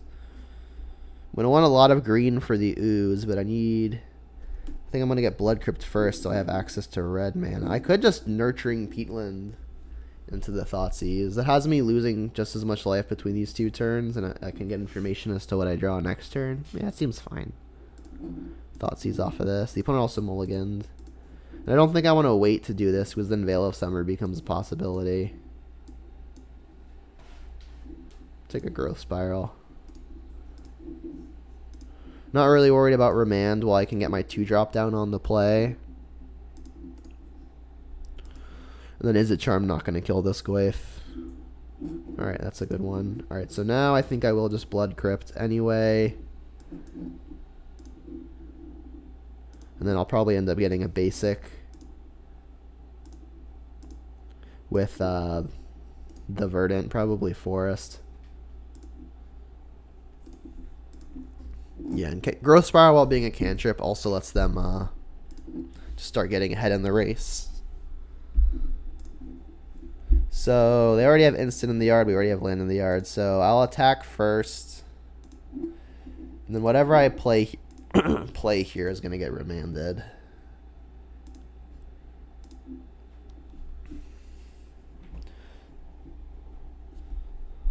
I mean, I already know I'm getting Forest with the Verdant, so maybe I just do it now. If I'm gonna get something remanded, I guess it's hard to do this here because Izzet Charm gets to kill whatever I play. So maybe I'll just pass and just not even let them use a spell.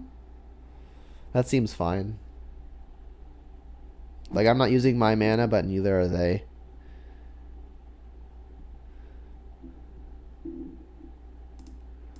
Now I can get a duel.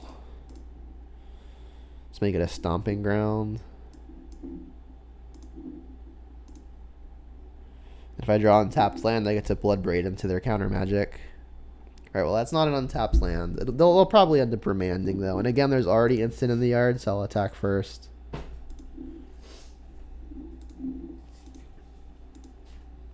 I guess there's a chance they try to interact with this before damage, and then I can sneak the tracker through. Alright, there are no creatures in the yard, so I'm not going to play the Ooze. I'll just play the tracker. And then I'm going to play the Ravine regardless, because I want to get the Bloodbraids down next turn. But I fully expect this to just eat the remands. Yep. Alright, and then I'm just going to chain Bloodbraids and see if our clock is good enough.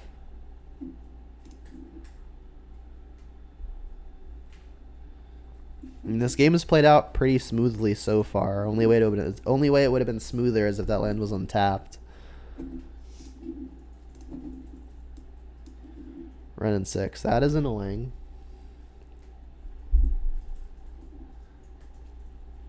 So they still have Izzet Charm available.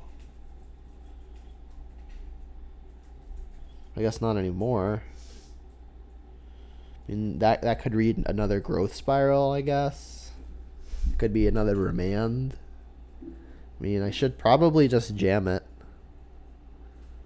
Yeah, I mean, if it's another Remand, then, like, playing Ooze is bad. I mean, playing Ooze is good in that if it resolves, I can start stopping the Renin 6. So maybe that's enough of a reason.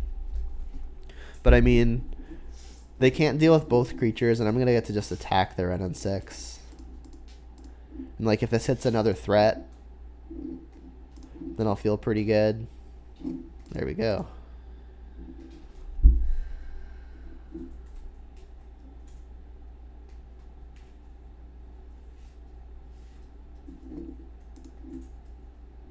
They're remanding the haste creature. Sure. Alright, I think I'm actually just going to attack the opponent here. They're kind of low. I don't expect this Renin 6 to be able to hit ultimate.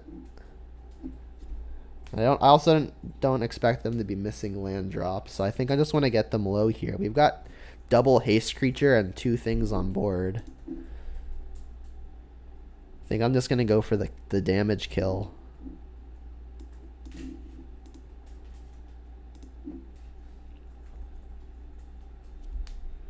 Thoughtseize is nice. It could start fogging Cryptics. I think I should still just lead on the Bloodbraid, though. It'll be unfortunate if they Cryptic to tap draw, but then our board is big and they have to kind of continually do that. Let's go for it. I mean, if they ultimate a Renin 6 and start just recasting Cryptics, that could suck. Alright, well, Ashok's pretty potent. If they like counter tap this Bloodbraid will still get to attack. Remand, yeah.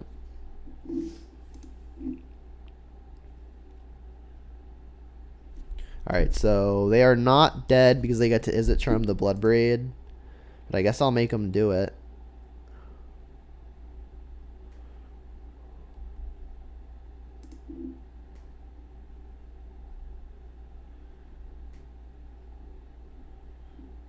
Growth Spiral, yeah. I mean, I guess they could Growth Spiral into Scapeshift.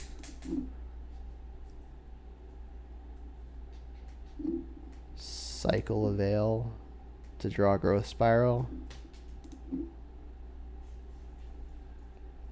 So, I mean, if they Growth Spiral a 6th land in play a 7th land.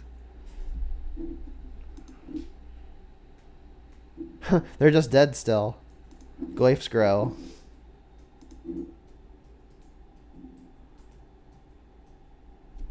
Funny.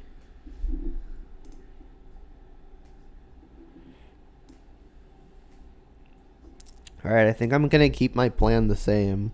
We didn't miss having all of these removal spells. Don't think I'm going to miss them this game either. I'm definitely keeping the pulse, I think. Like, if they go the zombie route, it's possible I'll need the pulse. Also, just like a catch-all is probably fine to have.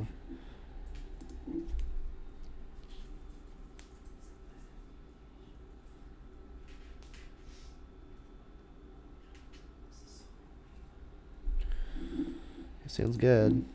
No 1 mana play, but that's fine. Our spells are good. It's a good one too. Don't expect something like a Shadow of Doubt, so I'll just wait on the fetch. Get Overgrown Tomb. So I expect whatever I do here to get remanded. But in the event that it doesn't, what do I want to stick? I'm thinking it's Bitter Blossom, because like Bitter Blossom can actually get in for damage. Inquisition makes it a little bit more interesting, because on turn 3, I'll be able to pair it with something to sneak down a 2. I guess I really want the Bitter Blossom to resolve. If something is gonna resolve this turn, I want it to be the Bitter Blossom. So let's play it.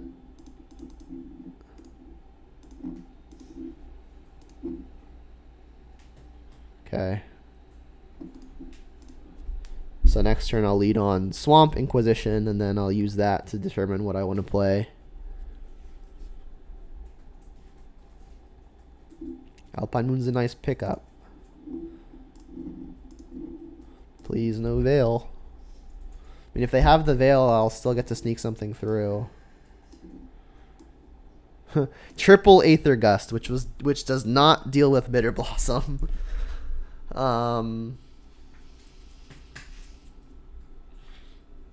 I mean, this Bitter Blossom is gonna get to pressure the Ren and 6 pretty decently. Maybe I should just take the Uro because that's their redraw. Yeah, I'll take the Uro. That's a lot of Aether Gusts that don't deal with Bitter Blossom.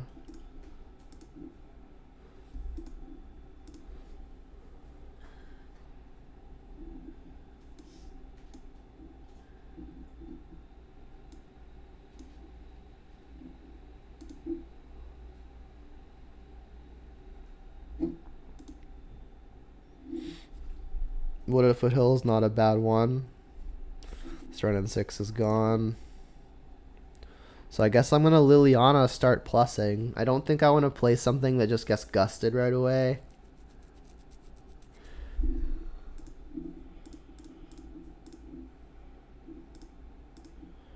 As a matter of fact, I might just discard. I mean, it's between Tarmogoyf and Ren and 6. I guess I'll just try to win the game the Planeswalker route. I've already got my threat and Bitter Blossom in play. So I'll keep all of the things that can generate value. And I could Alpine Moon now, but they've got many Aether Gusts. And I don't want to give him extra colors. Just pass for now. Start getting the Bitter Blossom beats. And I do have the Liliana in play as an answer to the first copy of Uro.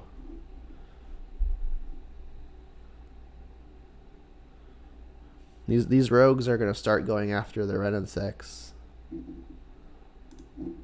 Sure. Did they draw a bolt? That would be annoying.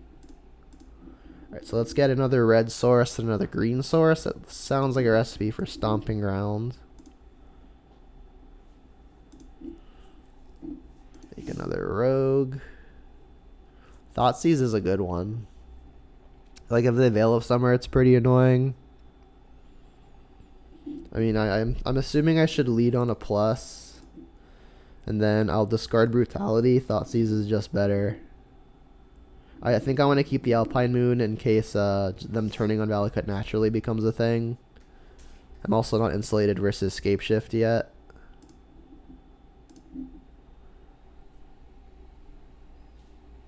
We eat another Aether Gust. Alright, so now I can Thoughtseize. Just like dump the rest of my hand here. Assuming there's nothing better to take. Yep. So our hand's a land. They'll get to escape the Uro, but we've got the Liliana to deal with the first copy. We then get to cast this here, Ren and 6. I think I'm just going to ping their Ren and 6, because then if they want to ping with their Ren and 6, that has it dying.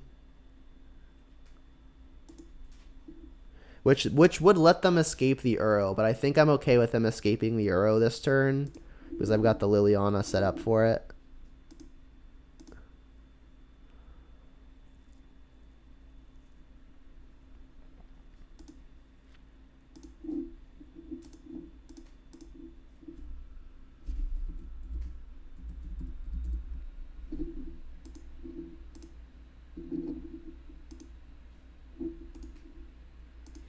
Alright, I've got everything right now. It's everything versus Uro.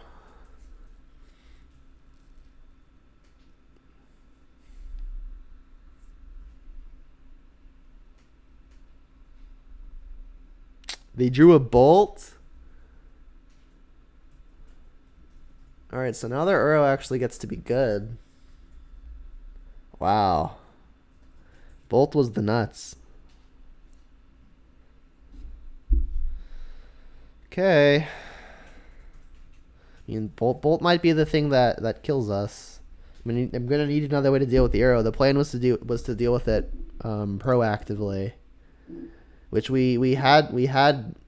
That plan was gonna work.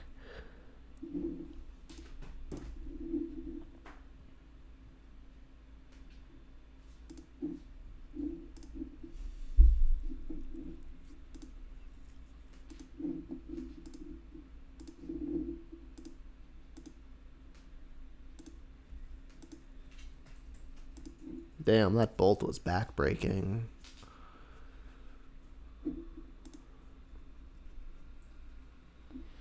If they attack the Ren and 6, I'll just let it happen.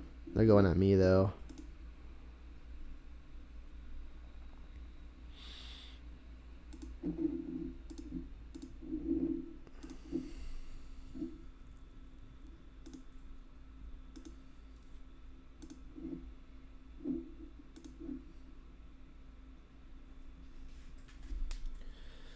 Goif's a good one. It is quite large.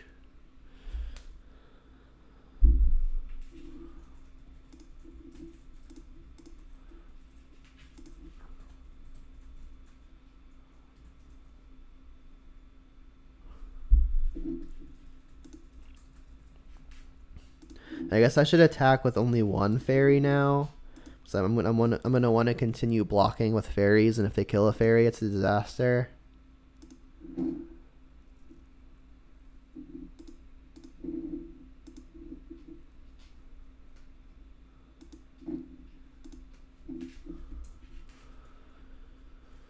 That bolt.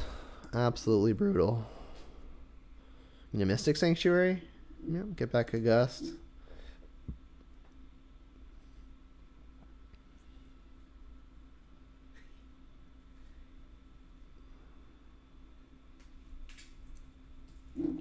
Gusting, Alpine Moon. Yeah, because that turns all their Valakut stuff back on. Do I want to draw that next turn to turn it off again? Probably.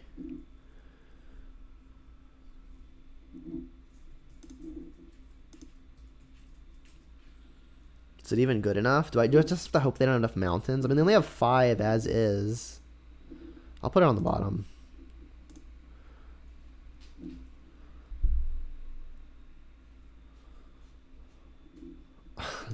Now they have Scapeshift. Alright, so we just die. Jeez, that lightning bolt.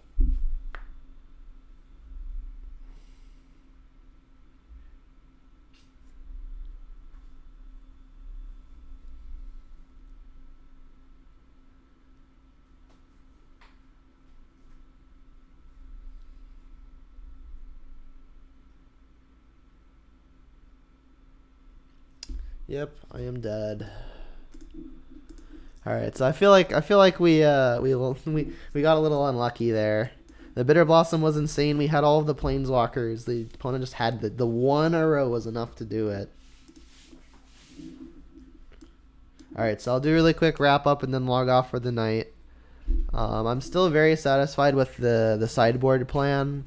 We brought in pretty much everything to great effect. The Bloodbrains were still insane. The tracker, we never got the tracker going off this league. We had it in our hand a few times, and it was always a solid play, but we just never got it going. So it didn't particularly shine in this league, but I still think it's probably fine until I have more bad experiences with it. Liliana is still insane. Urnin 6 is still great. Again, there was never a time where I had a non-creature permanent I wished I could kill with something like a trophy, so I think Terminate's still probably great. Oozes were fantastic. Cling to Dusts were fine. I hit him off of a Bloodbraid a few times, which was kind of unfortunate. I mean, it's still a redraw, but we never had it in a situation where it would have restabilized us. Like, for example, I would have loved to have had one in that last game to snipe the arrow, but it was never the case. Bolts were fine, pushes were fine. I liked the split of Inquisitions and Thoughtseizes. So yeah, overall, I feel like the deck was pretty solid. We got the 3-2, which is respectable. It's not great, but it's fine. So I mean, the tracker was the only kind of questionable thing as far as these 5 matches go. But I mean, other than that, I'm still very happy with this list.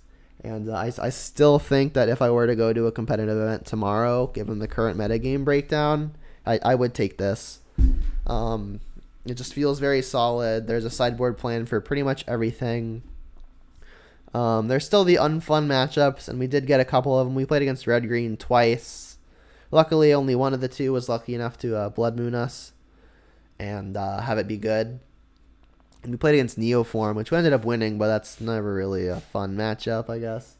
So yeah, I liked how the league played out, and I gave it a solid B. Solid B. I was gonna say B minus, but that seems kind of harsh. Solid B. All right, solid B of a league. So that's gonna be it for tonight. Have a good one, and until the next one, see you later.